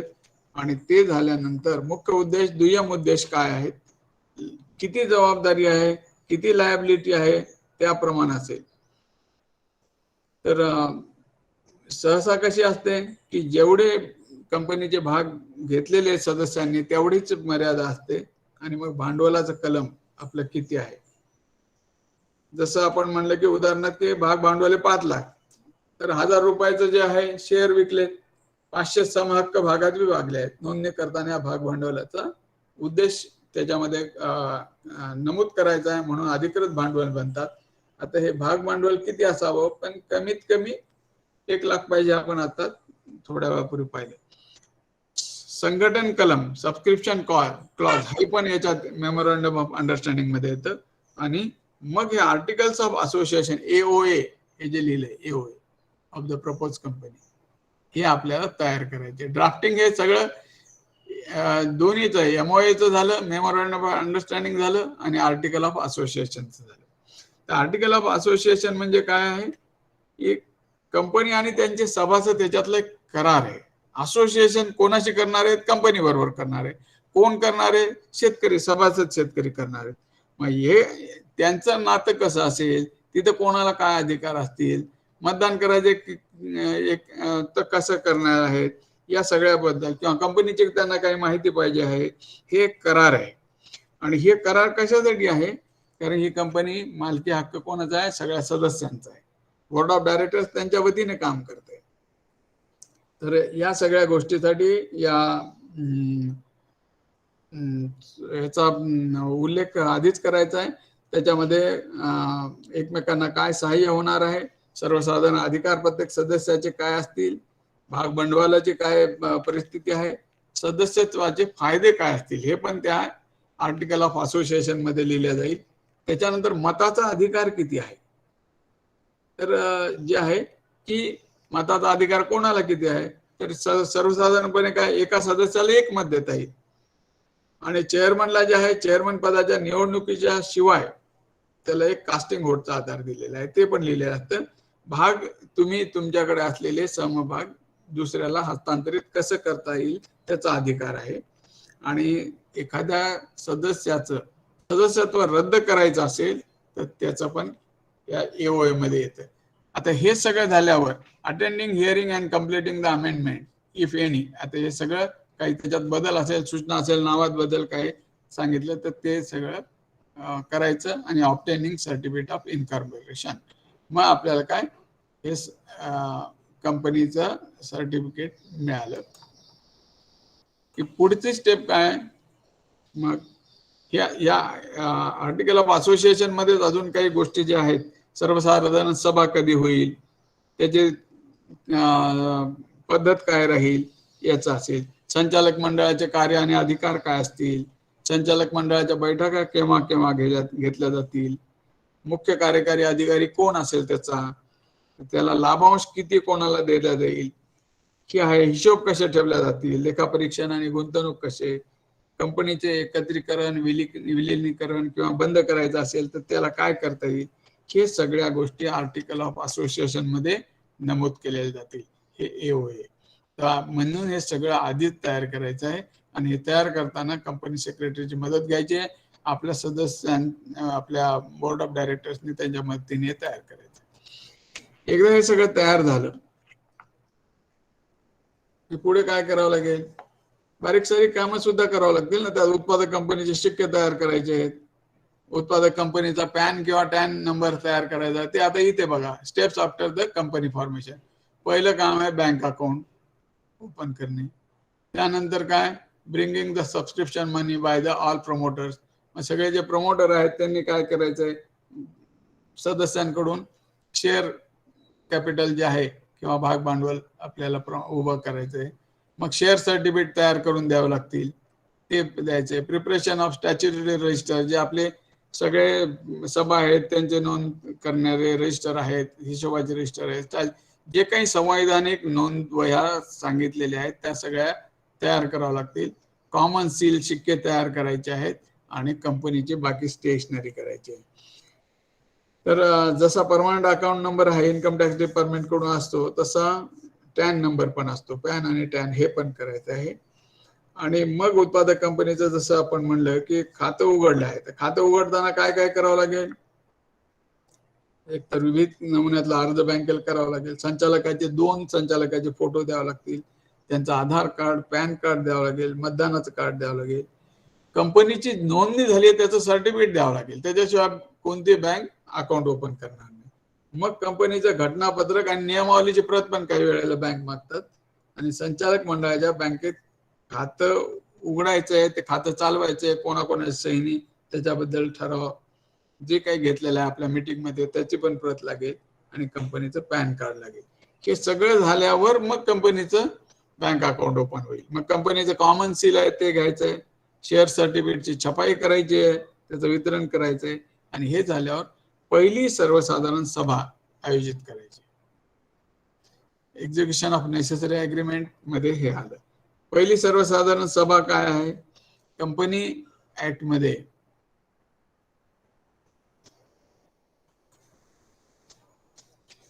Hold first annual general meeting within a period of 90 days. 90 दिवसामध्ये आपल्याला पहिली कंपनी कायदा 2013 जी तरतूद आहे त्यामध्ये पहिल्या 90 दिवसामध्ये आपल्याला सर्वसाधारण सभा घेणं आवश्यक आहे. ही सर्वसाधारण सभा एकदा घेतली की त्या सभेमध्ये काय की कंपनीचं घटनापत्रक जे आहे ते सगळ्यांचं स्वीकारणे म्हणजे मान्य करणे किंवा स्वीकारणे, संचालक मंडळ निवडणे, सनदी लेखापालाची निवड करणे आणि भाग वाटप म्हणजे शेअर सर्टिफिकेट वाटप इत्यादीचे सगळे हे ठराव तयार करायचे आणि ते ठराव जे आहेत त्याची इतिवृत्तात नोंद करायची. हे पहिल्या सर्वसाधारण सभेमधले काही महत्वाचे मुद्दे आहेत. मग त्यानंतर काय आहे की आपल्याला कंपनीला व्यवसाय सुरू करायचा आहे. The members shall adopt the article of the producer company. हे इथं सगळ्यांनी मान्य करायचं ते. आणि अपॉइंट स्टॅच्युटरी ऑडिटर किंवा जे आता म्हणलं की कंपनीचा सेक्रेटरी आहे. Every producer company shall have internal audit, अंतर्गत लेखापरीक्षण आणि त्यांचं जे अकाउंट कॅरिड हे जे आहे कोणाकडून करायचं आहे? चार्टर्ड अकाउंटंट कडून केलेलं बरं असतं किंवा त्यासाठी म्हणून कंपनी सेक्रेटरी असेल. पुन्हा दुसरी गोष्ट काय, आपण जर काही व्यवसाय सुरू करणार आहोत तर त्याची आपल्याला परवानगी लागते. जसं शॉप ऍक्ट असेल, काही प्रोफेशन टॅक्स असेल, सर्व्हिस टॅक्स असेल, त्याचं सगळं आपल्याला नोंदणी करून घ्यायचे आणि मग आपलं काम करणारा कोण मुख्य कार्यकारी अधिकारी आहे त्याची पण आपल्याला नोंद करायची आहे. त्याशिवाय काय न्यूली इनकॉर्पोरेटेड कंपनी जी आहे काय जसं पॅन कार्ड म्हणलं, टॅन कार्ड म्हणलं आहे ते रजिस्टर करायचं आहे, tax account number, shop and establishment act आहे ते बघायचंय, इम्पोर्ट एक्सपोर्ट कोड जर समजा कोणाला परदेशामध्ये काही मागणी करायची आहे, आयात करायची आहे, काही निर्यात करायची आहे तर त्याचा काही कोड असतो तो घ्यावा लागेल, सर्व्हिस टॅक्सचं रजिस्ट्रेशन करावं लागेल आणि या प्रकारे अनुषंगिक काही जर नियम असतील ते आपल्याला घ्यावं लागतील. त्याच्या पुढे वार्षिक ह्याच्यात काय करायचं म्हणजे जसं आपण पहिले इकडे बघितले की वेगवेगळ्या नोंदवह्या ठेवायच्या आणि हे वेगवेगळे रजिस्ट्रेशन करायचे, तर त्यानंतर पुढच्या वर्षभरामध्ये काय कामं करायची. पण त्याच्या आधी आपण काय बघू की भांडवल उभारणीची महत्वाची प्रक्रिया आहे. त्याच्यामध्ये भरपूर वेळ जातो. सगळ्या सदस्यांना भेटायचं आहे, ओरिएंटेशन करायचं आहे, ट्रेनिंग करायची आहे आणि त्याच्यातून आपल्याला भाग भांडवल जे आहे उभं करायचं. त्याच्याच बरोबर भागधारकांना आपल्याला काय लाभ देणार आहोत, लाभांश कसा देणार आहोत, त्याचं नियोजन वगैरे सगळं डिटेल करायचं आहे आणि ते सगळ्यांना सांगायचं आहे. तर अधिकृत नोंदणीकृत भांडवल जे आहे थोरस कॅपिटल जे आहे ते जसं आपण मगाशी म्हणलो की 1000 रुपये शेअर असेल तसं केलं. विक्रीच काढायचं, पुन्हा आपण काही भांडवल विक्रीत पण काढू शकतो. त्यानंतर सबस्क्राईब कॅपिटल पण असू शकतं आणि भरणा केलेले पेड अप कॅपिटल असू शकतं. ही सगळी जी भांडवल उभारणीची प्रक्रिया आहे ही आपल्याला करावं लागेल. हे झाल्यानंतर कंपनीची जी सभा आहे ती पहिली सर्वसाधारण सभा म्हणलं आणि नंतर आता पुढे त्याच्यानंतर काय होईल, इयरली कंप्लायन्स, वार्षिक सर्वसाधारण सभा हे घ्यावं लागेल. अॅन्युअल जनरल मीटिंग, आता ज्या वेळेला अॅन्युअल जनरल मीटिंग असेल त्या ठिकाणी काय काय असेल की एखादा संचालक निवृत्त होत असेल तर त्याच्या जागी नवीन संचालकाची नेमणूक आहे, लेखापरीक्षक नेमायचं आहे, वार्षिक ताळेबंद जो आहे ते करायचं आहे. त्यानंतर काही लाभांश जर जाहीर करायचे असतील तर हे वार्षिक सर्वसाधारण सभेमध्ये जनरली अनाऊन्स केले जातात किंवा त्याचे तिथं जे आहे जाहीर केल्या जातात. यानंतर काही जर गरज असेल तर विशेष सर्वसाधारण सभा म्हणजे एखादा निर्णय काही महत्वाचा घ्यायचा तर त्या ठिकाणी. पण वर्षाच्या अखेर जे काम आहेत, बॅलन्स शीट तयार करणे, प्रॉफिट लॉस अकाउंट तयार करणे, अॅन्युअल रिटर्न तयार करणे, हे आपल्याला करावं लागतं. ROC म्हणजे रजिस्टर ऑफ कंपनीजला फायलिंग ऑफ कंप्लायन्स सर्टिफिकेट काही असेल ROCचं द्यायचं. सगळे रजिस्टर जे आहेत संवैधानिक आपण ठेवायचे आहेत.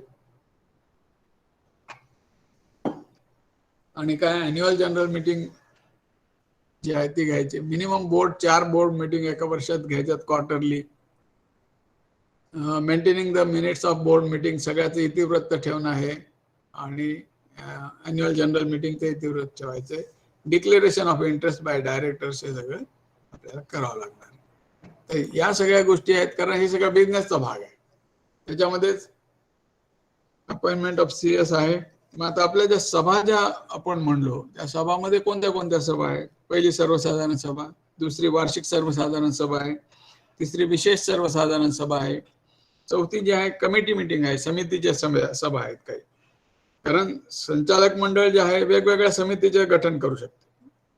म्हणजे जसं आपण ते फंक्शनल ग्रुप म्हणलो होतो की जसं अवजार बँकेचा एक ग्रुप आहे, इनपुट प्रोक्युरमेंट करणार आहे, विक्रीचं काम करणार आहे, अशा कमिट्या करू शकतात ना त्या एक संचालक त्याच्याबरोबर मदत करणारे लोक. तर या समितीच्या वेगवेगळ्या मीटिंग पण होऊ शकतात. आणि समिती काय तेवढ्या त्यांच्याच कार्यपुरते निर्णय घेतील. समजा एखादं निविष्ठा खरेदीचं हे समिती आहे तर त्याच्याबद्दलच निर्णय घेऊ, ते विक्रीचे निर्णय नाही घेणार. तर अशा वेगवेगळ्या कमिटी मीटिंग घेतील. आणि मग संचालकाच्या सभा आहेत, बोर्ड मीटिंग ज्या आहेत त्या जसं आपण बघितले की क्वार्टरली व्हायला पाहिजे, 4 सभा त्याच्या असल्या पाहिजेत. आणि सभा ज्या बोलवायच्या, सभेची गणसंख्या पाहिजे व्यवस्थित, सभेचा अध्यक्ष, प्रस्ताव, ठराव, हे सगळ्या गोष्टी ज्या आहेत त्या नियमाप्रमाणे व्हाव्यात.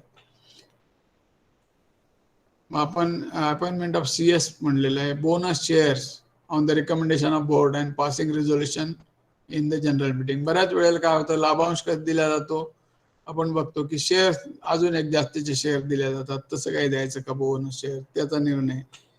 आणि maintain a general reserve in every financial year, हे महत्वाचं आहे. कारण कंपनीला मिळालेला सगळा प्रॉफिट वाटून टाकला तर पुढे बिझनेसला लागणारी गुंतवणूक कुठून होईल. तर प्रत्येक कंपनीला दर वर्षाला आलेल्या फायदा, त्यांचा लाभांश आहे त्याच्यामधून जनरल रिझर्व्ह जे आहेत हे ठेवणं आवश्यक आहे. आणि जर समजा एखाद्या याच्यात पैसे कमी पडले तर काय, त्याच्यासाठी रिझर्व्ह. वोटिंग राईट्स ज्या सिंगल वोट ते आपण मगाशीच बघितलं.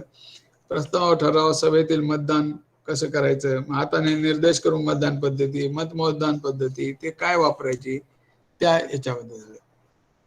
सभेच्या कामकाजाचे सगळे इतिवृत्त आहे. आणि विविध पुस्तकं आहेत ते कोणते आहेत, समजा आपण 2दा-3दा हे केलं की मेंटेनिंग ऑल रजिस्टर, तर रजिस्टर कोणते आहेत?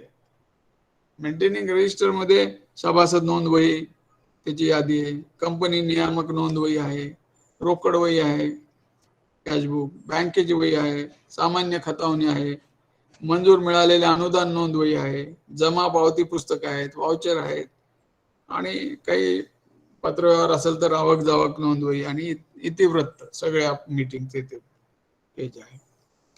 तर या ठिकाणी आपण हे बघितलं आहे. आणि बाकीचे काही महत्वाचे जे मुद्दे आहेत काय,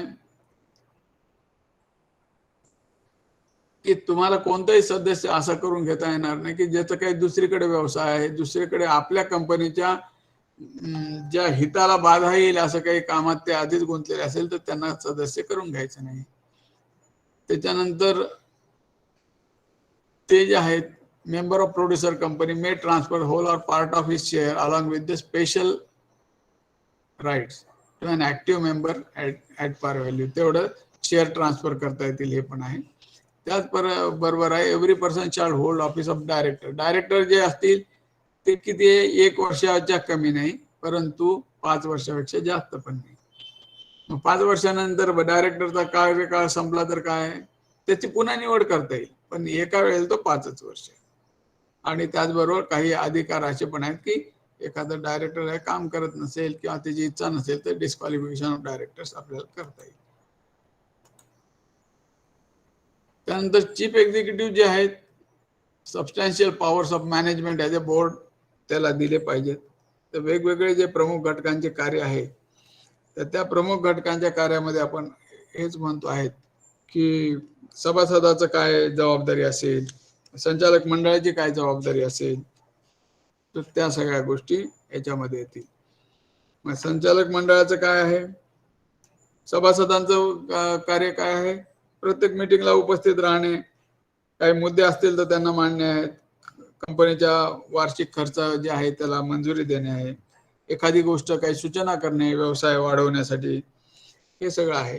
त्याचबरोबर संचालकांचं जे आहे जे अधिकार किंवा त्यांच्या ज्या जबाबदाऱ्या आहेत त्या पण आहे. तर त्याच्यामध्ये काय होऊ शकतं, भाग भांडवल उभारणे तर हे पहिलं काम आहेच आहे.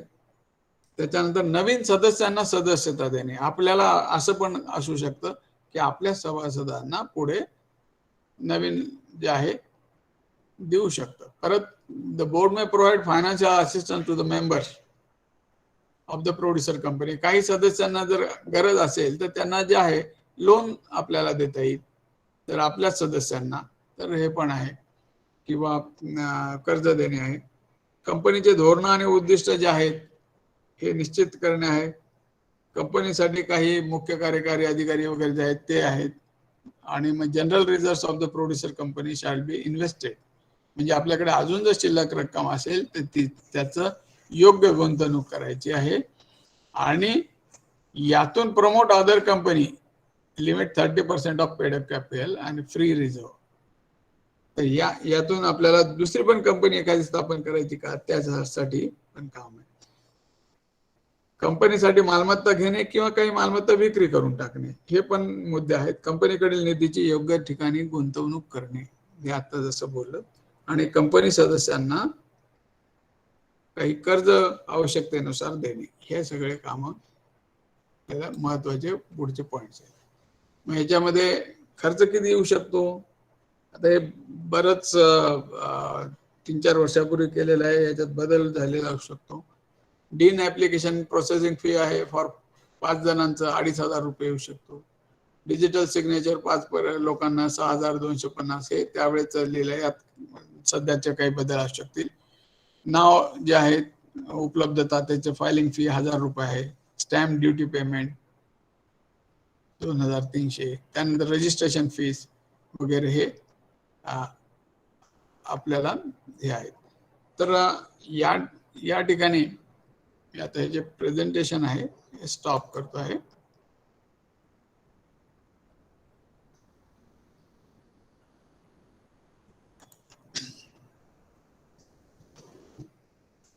कंपनीचं जे आहे मुख्य कार्यकारी अधिकारी आहेत त्याचे पण काही जबाबदाऱ्या आहेत, त्यांनी काय करायचं ते पण आहे. तर दैनंदिन व्यवहार त्यांची सगळे कसे चालतील याचे नियम तयार करणे आहे. आणि त्या याच्यामध्ये संचालक मंडळाच्या मंजुरीने बँक खातं जे आहे त्याचे व्यवहार करायचे. कंपनीची मालमत्ता, पैसे याचं म्हणजे सुरक्षितता त्यांच्यावर जबाबदारी आहे. आणि कंपनीच्या वतीने संचालक मंडळाने मान्यता दिलेले कागदपत्र आहेत त्याच्यावर सह्या करणे किंवा असं रोजचं जे काम आहे ते करणे.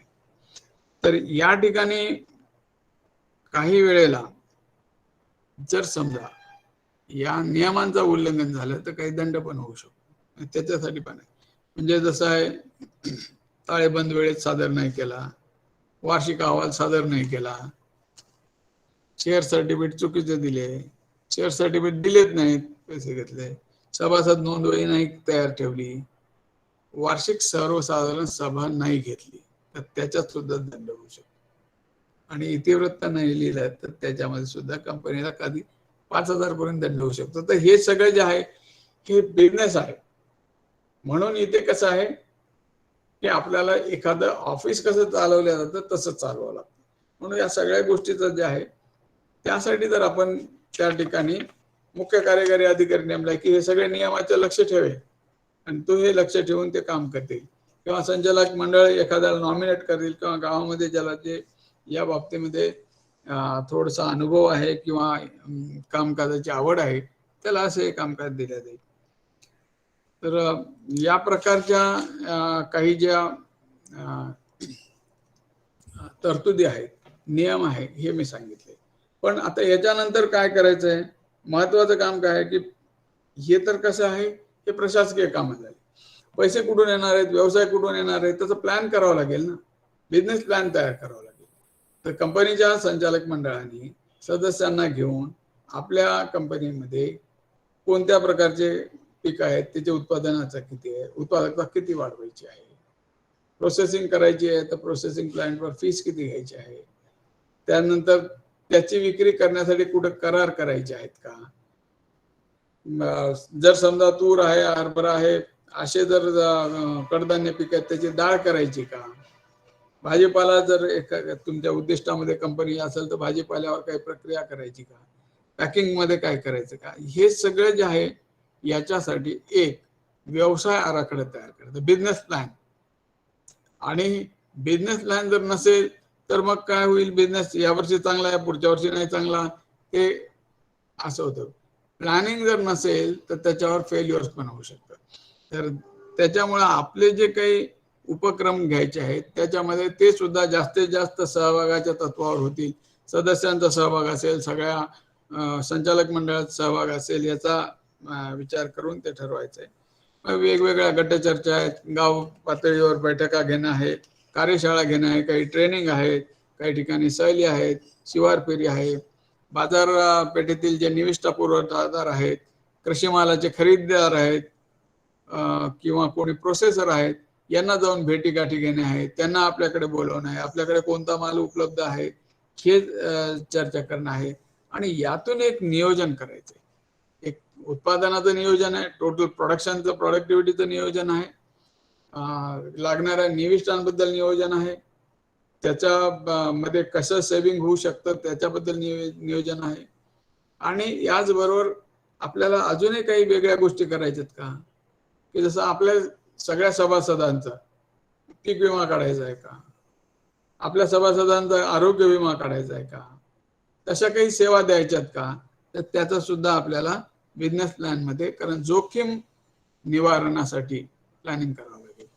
क्रॉप इन्शुरन्स आहे जे प्रत्येक शेतकरी घेतोच आहे, मग आपल्या प्रत्येक सदस्याने घ्यावा याच्यासाठी तिथं प्रमोट करणे किंवा त्याची सगळ्यांना प्रोत्साहित करण्याचं काम असते. मग आता व्यवसाय आराखडा जेव्हा तयार करायचा तेव्हा कसा काय करता येईल, बिझनेस प्लॅन करायचा आहे तर गाव पातळीवर पहिले तर चर्चा करावं लागेल, सगळी माहिती गोळा करावं लागेल, त्यानंतर अभ्यास करावा लागेल बाजारपेठेचा सुद्धा, जिथे विक्री करायची, कुठं काय आहे, सध्याची परिस्थिती काय आहे, कधी चांगला भाव मिळतो, कधी भाव कमी होतात, कधी कोण कोण आहे तिथे खरीददार, या सगळ्यांची माहिती घ्यावी लागेल. आणि जे काही माहिती आली त्याचं अभ्यास करून विश्लेषण करून मग आपल्याला काय उपक्रम घ्यायचे ते ठरवावं लागेल. त्याच्यानंतर मग आपला बिझनेस प्लॅन तयार झाला की तो बिझनेस प्लॅन जो आहे हा वेगवेगळ्या बैठका घेऊन आपल्या सभासदांपुढे, कार्यकारी मंडळापुढे किंवा आपले जे बोर्ड ऑफ डायरेक्टर्स आहेत त्यांच्या पुढे चर्चेला ठेवून त्याची मान्यता घ्यायची आहे. आणि मग याच्यासाठी वेगवेगळ्या बैठका घेतलेल्या आहेत. तर त्याचं बाजारपेठेची माहिती घेतलेली आहे, ते सगळं झालं आहे. तर क्लस्टर पातळी समजा 2-4 गावं असतील तर कुठल्या याचं जास्त उत्पन्न होतंय, मग ते कुठे विक्री करता येईल, ते सगळं झाल्यावर हा व्यवसाय आराखडा आहे, त्याला सर्वसाधारण सभेची मंजुरी घ्यायची आहे. आणि मग ही मंजुरी घेतल्यानंतर आपल्याला बिझनेस प्लॅन राबवण्यासाठी सुरुवात करायची. तर अशा प्रकारचा एक साधारणतः शेतकऱ्यांनी गटापासून तयार करून, गटाचा मोठं स्वरूप म्हणजे संघ तयार करायचा, संघाचं स्वरूप शेतकरी उत्पादक कंपनीमध्ये पुढे परिवर्तित करायचं. ही उत्पादक कंपनी ही कृषी व्यवसायासाठी रजिस्टर बॉडी आहे. मग याला जे आहे की वेगवेगळ्या शासकीय संस्था आहेत की ज्याच्यापासून मदत मिळू शकते. तर त्याच्यामध्ये SFSC जे आहे, स्मॉल फार्मर्स ॲग्री बिझनेस कन्सोर्शियम, आणि त्यांच्या काही वेगवेगळ्या स्कीम्स आहेत, त्या सगळ्या वेगळ्या स्कीम्स आहेत, त्याच्यातून मदत होऊ शकते. त्याचबरोबर दुसरं जे आहे ते म्हणजे नाबार्ड आहे, नाबार्डची पण आहे, नाबार्डच्या गोदामाच्या पण स्कीम आहे, स्टोरेजच्या आहेत, पण एफपीओ साठी सपोर्टच्या पण वेगवेगळ्या स्कीम्स आहेत. तर त्यांच्यामध्ये पण आपल्याला माहिती घेऊन काय योजना आहेत त्या योजनेचे फायदा घेऊ शकतात. त्यानंतर सामुदायिक सुविधा केंद्र आपल्याला स्थापन करायचं असेल तर तसं पण प्रक्रिया केंद्र स्थापन करता येतं, जसं आपण MSCB प्रकल्पामध्ये करत होतो. MSCB प्रकल्पामध्ये शेतकरी उत्पादक कंपन्या स्थापनेमध्ये 2 वैशिष्ट्यपूर्ण गोष्टी होत्या. हे सगळे प्रोसेस तर फॉलो केलाच होता, सगळे नियम पाळलेच होते, पण गट निर्मिती चांगली केली होती, त्याच्यानंतर उत्पादक संघाचं ओरिएंटेशन चांगलं केलं आणि मग कंपनी तयार केली. तर या सगळ्याला 2 वर्षाचा कालावधी पण त्यावेळेला आपण काम केलं होतं. आणि त्याचबरोबर एकदा कंपनी जेव्हा तयार होतीये तेव्हा आम्ही 2 गोष्टी वैशिष्ट्यपूर्ण केल्या. कोणतीही कंपनी नुसती तयार नाही केली, त्याच्या व्यवसाय आराखड्यासहित बिझनेस प्लॅन रेडी केला. म्हणजे काय करायचं कंपनीला पुढे याची विजन क्लिअर होती. ती विजन त्यांनी सदस्यांना दिली आणि म्हणून मग ते सदस्य एकत्र त्याच्यामध्ये आले. तर ही एक विजन. आणि दुसरं काय की MSCB प्रकल्पामध्ये आपण या सगळ्या शेतकऱ्यांसाठी जे सदस्य आहेत एक सामुदायिक सुविधा केंद्र, कॉमन सर्व्हिस सेंटर निर्माण केलं होतं की ज्या ठिकाणी प्रोसेसिंगला सगळे लोक येतील. म्हणजे कसं आहे, जसं आता गावामध्ये आपल्या किंवा आपण घरामध्ये रोज प्रत्येकाला जेवणासाठी स्वयंपाक करण्यासाठी आपण काय करतं, गहू आहे तर गव्हाचं पीठ पाहिजे, ज्वारी आहे ज्वारीचं पीठ पाहिजे. मग यासाठी काय आपण प्रत्येकाच्या घरी आटा चक्की आहे का? नाही. आपण काय करतो, गावात एक गिरणी असते किंवा आपल्या ठिकाणी शहरात राहत असाल तर एका कॉलनीसाठी एखादी 2 गिरणी असते, तिथं नेतात सगळे आपलं पीठ दळून आणतात आणि आपल्या घरी त्याचा वापर करतात. म्हणजे काय झालं की ते कॉमन सर्व्हिस सेंटर आहे, जरी ते प्रायव्हेटली ओन असलं तरी. इथे तसं नाहीये, इथे कंपनीच्या मालकीचं एक सामुदायिक सुविधा केंद्र निर्माण केलेलं आहे की जे सामुदायिक सुविधा केंद्र प्रत्येक वापर करू शकेल, त्याचे काय चार्जेस असतील ते द्यायचे आणि तिथे येऊन हे करायचे. म्हणजे ह्या 2 वैशिष्ट्यपूर्ण गोष्टी होत्या. त्याच्यामुळे काय झालं की कंपनीतले सदस्य हे एकमेकांना बांधलेले राहिले. सामुदायिक सुविधा केंद्राचा वापर करायचा तर संपर्क ठेवावा लागतो. बिझनेस प्लॅन आहे तर त्याच्यावर चर्चा करावी लागते. बिझनेस प्लॅनच्या अनुषंगाने निविष्ठा खरेदी विक्री निविष्ठांची उपलब्धता करून देणे आहे. काही ठिकाणी माती परीक्षण प्रयोगशाळा पण स्थापन केलेल्या आहेत. शेतकरी उत्पादक कंपनीच्या सदस्यांचे शेतीचे मातीचे नमुने आणले, तिथल्या तिथं तपासून दिले. हे सगळे उपक्रम केल्यामुळे काय होते, सभासद एकत्र, सभासदांना एकत्र राहणे हे सुद्धा आवश्यक आहे. आणि त्यांना वेगवेगळ्या वेळेला प्रशिक्षण ओरिएंटेशन देऊन नंतर मग सीड प्रोडक्शन मध्ये काही ग्रुप काम केले. काही जणांना त्यामध्ये आपल्याकडे तर खूप मोठी यशोगाथा अशी आहे की या सगळ्या शेतकरी उत्पादक कंपन्यांनी मला वाटतं 16-17-18 या वर्षामध्ये तुरीचं प्रोक्युरमेंट प्राइस स्टॅबिलायझेशन स्कीम जी होती, जी SFSA ने राबवली, त्या SFSA ने राबवलेल्या याच्या स्कीम मध्ये शासकीय खरेदी जी की नाफेड मार्फत होते आणि नाफेड जिल्ह्याला जे त्यांचे एजंट असतात ते कोणते असतात, जिल्हा खरेदी विक्री संघ. तर ते जिल्हा खरेदी विक्री संघामार्फत होते. तर याला एक नवीन पर्याय दिला. याला नवीन पर्याय काय दिला की SFSA ने आपल्या सगळ्या शेतकरी उत्पादक कंपन्यांच्या मार्फत शासकीय खरेदी योजना राबवली, प्राइस स्टॅबिलायझेशन. आणि त्यामध्ये आपल्या शेतकरी उत्पादक कंपन्यांनी खूप चांगलं काम केलेलं आहे. त्यावेळेला त्यांच्यामध्ये किती ताकद आहे, पोटेन्शियल आहे हे आपल्याला लक्षात आलेलं आहे. तर आता तर इथून पुढे जे केंद्र शासनाची FPO योजना आहे, त्या FPO योजनेमध्ये नाफेडनी सुद्धा शेतकरी उत्पादक कंपन्यांना शासकीय खरेदी कार्यक्रमामध्ये सहभागी करून घेण्यासाठी तरतूद केलेली आहे. जसं जिल्हा खरेदी विक्री संघ काम करतो तसंच या कंपन्या पण करणार. तर अशा वेगवेगळ्या उपक्रम राबवता येतील आणि कृषीमध्ये उत्पादने वाढवून त्याचबरोबर विक्री व्यवस्थापनात चांगला कार्यक्षमता आणून, प्रक्रिया आणून, व्हॅल्यू ॲडिशन करून आपल्याला तिथूनही प्रीमियम रेट मिळवणे, करार शेती करणे, या सगळ्या गोष्टी आता भविष्यात एक शेतकरी उत्पादक कंपनी खूप कार्यक्षमपणे हाताळणार आहे. आता याच इथे 1 वाजत आलाय, आपण आता इथे थांबूया, कारण यानंतर तुम्हाला काही शेतकरी उत्पादक कंपन्या आहेत त्यांचे यशोगाथा, त्यांचे अनुभव, त्यांनी ह्या गोष्टी कशा केल्या, आता जसं आपण बघितलं ही सगळी थिअरी झाली.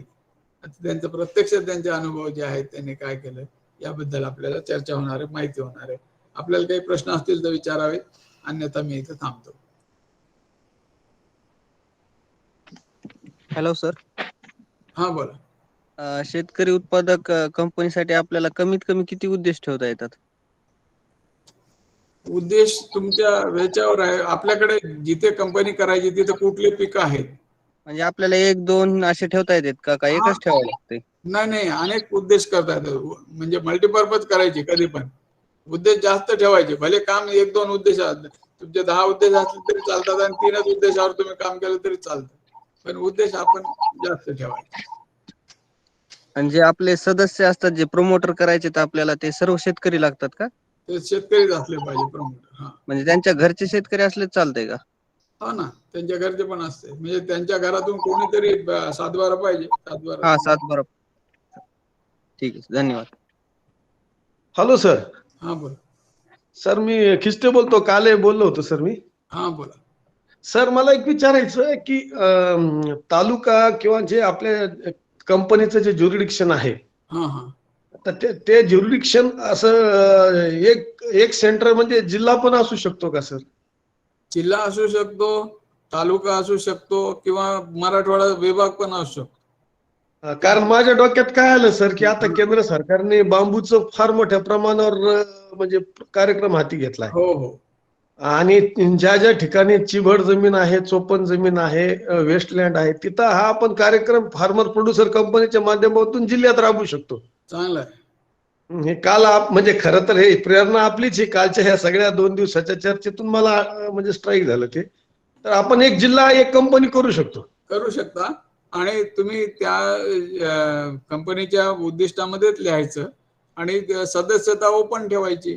पूर्ण जिल्ह्यातून कोणते शेतकरी तुमच्या कंपनीचे सदस्य होऊ शकतात, कारण तुम्हाला सदस्य तयार करायचे ना कंपनी तयार करताना. प्रमोटर 10 लोक असतील, संचालक 10 असतील, पण नंतर सदस्य करायचे.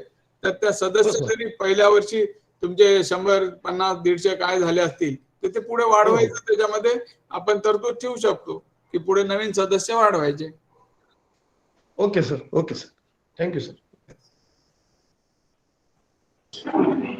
Hello sir. हा बोला. सर प्रशांत कदम बोलतोय. हा हा. सर आता याची आपल्याला पूर्ण डिटेल मध्ये माहिती कुठे भेटेल सर? डिटेल मध्ये माहिती आपल्याला वेबसाईट आहेत ना, SFACच्या वेबसाईटवर जा.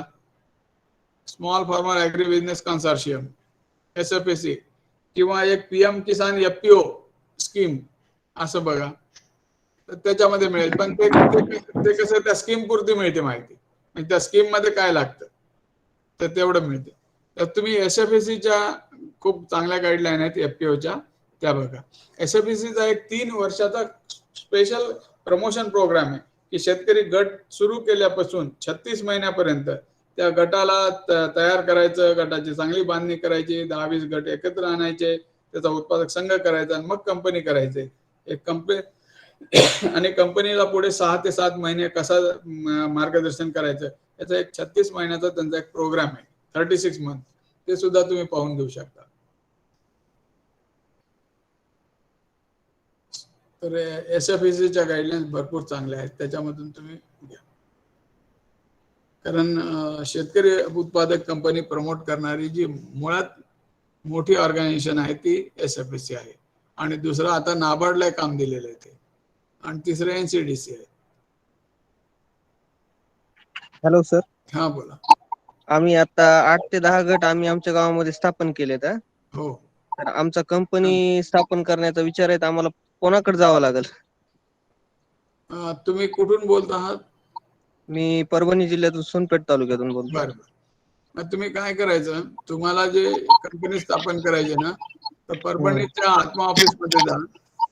त्यांनी काही कंपनी स्थापन केल्या असतील तर तिथून एखाद्या CS चा, कंपनी सेक्रेटरीचा नंबर त्यांच्याकडून मिळेल. तर कंपनी सेक्रेटरी म्हणजे कसं आहे, जसं आता इन्कम टॅक्स भरायला CA आपल्याला मदत करतात, तर तसे हे CS जे आहेत हे आपलं रजिस्ट्रेशनचं काम करून देतात. आणि या रजिस्ट्रेशनच्या कामाला साधारणतः 35,000 ते 40,000 रुपये लागतात. आणि त्या सगळ्याची ती फीस घेतात, पण नोंदणीची पण काही फीस आहे आणि त्यांचे कन्सल्टेशन चार्जेस वगैरे म्हणून. पण त्यांच्यामधून आपण केलं तर आपल्याला हे रजिस्ट्रेशनचं काम फार सुलभ होऊन जातं. ठीक आहे. थँक्यू. येस.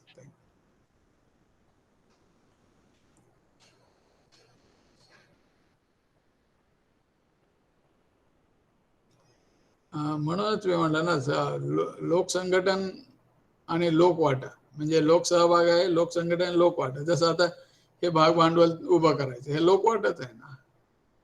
आता हे 35-40 हजार रुपये लागणार, कुठून देणार? गव्हर्नमेंटची स्कीम असेल तर त्यातून काही सबसिडी मिळेल, पण अन्यथा त्या गावातील लोकांनी एकत्र येऊन काम करण्यासाठी जो निश्चय केलाय, निर्धार केलाय, त्यासाठी स्वतः काही योगदान देण्याची पण तयारी ठेवली, तर हा लोकवाटा असं पीपल्स कंट्रीब्युशन.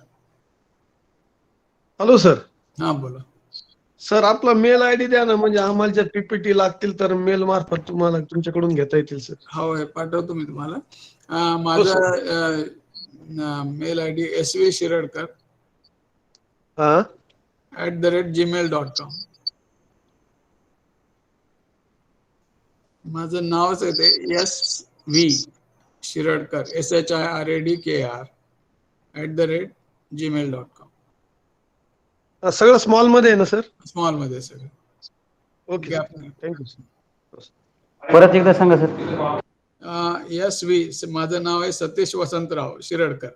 तर पहिलं यस, सतीशचा यस, V वसंतरावचं V आणि SHIRADKR शिरडकर @gmail.com.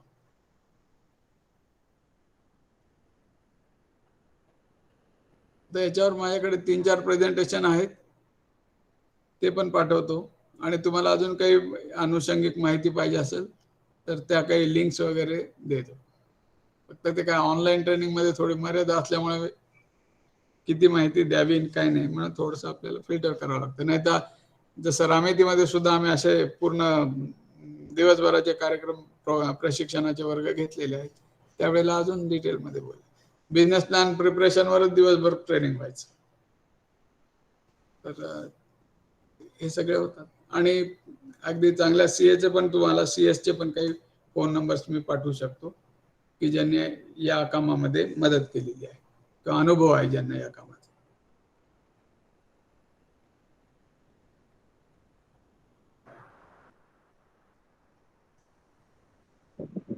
हॅलो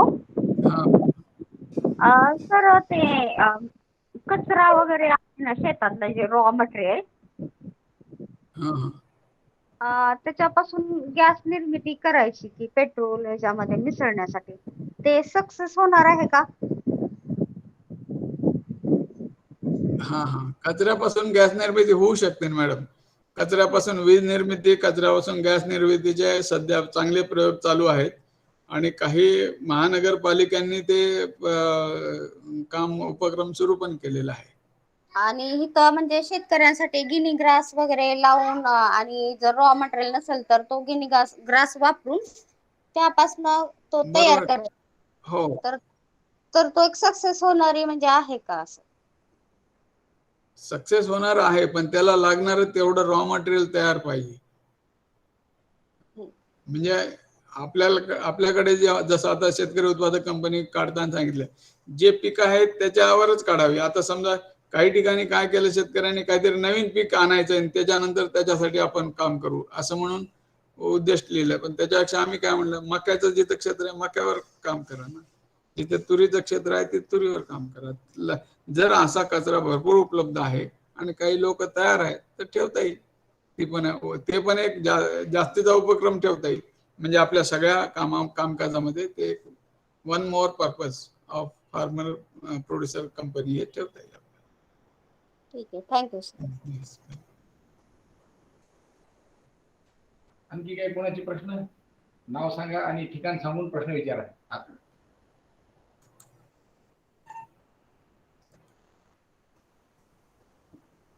जर प्रश्न झाले असतील तर आपण मग आपल्याला शेतकरी उत्पादक कंपन्या आहेत त्यांच्या काही यशोगाथा आपल्याला त्या कंपनीचे जे व्यवस्थापकीय संचालक हे सांगणार आहेत. प्रश्न जर झाले असतील तर आपण तिकडे वळूया. झाले का प्रश्न? सर मला वाटतं प्रश्न झालेले आहेत. बरोबर. चला सर्वांचे आभार, मग धन्यवाद. तुम्ही रामेती आणि रामेतीचे प्रिन्सिपल घाटगे सर, त्यानंतर सिसोदिया साहेब, पडिले सर, या सर्वांचा आभारी आहे. आपण सर्वांनी चांगला प्रतिसाद दिला. तर मी ऑनलाईन प्रशिक्षणाच्या माध्यमातून ही माहिती तुमच्या पुढे सादर करण्याचा प्रयत्न केला आहे. यापेक्षा जर काही इतर माहिती पाहिजे असेल तर वैयक्तिक संपर्क मला कधी साधू शकता. त्यामधून आपल्याला जे काही माहिती पाहिजे ती मी पुरवण्याचा प्रयत्न करेन. नमस्कार, धन्यवाद, थँक्यू.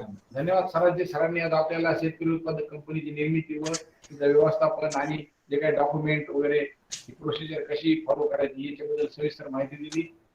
सरांचे मी रामेती औरंगाबादच्या वतीनं आभार मानतो. सर आपण जॉईन व्हायचं असेल तर जॉईन राहू शकतात सर. आता हे आपण कंपनीचे जे व्यवस्थापन त्याला काही यशोगाथा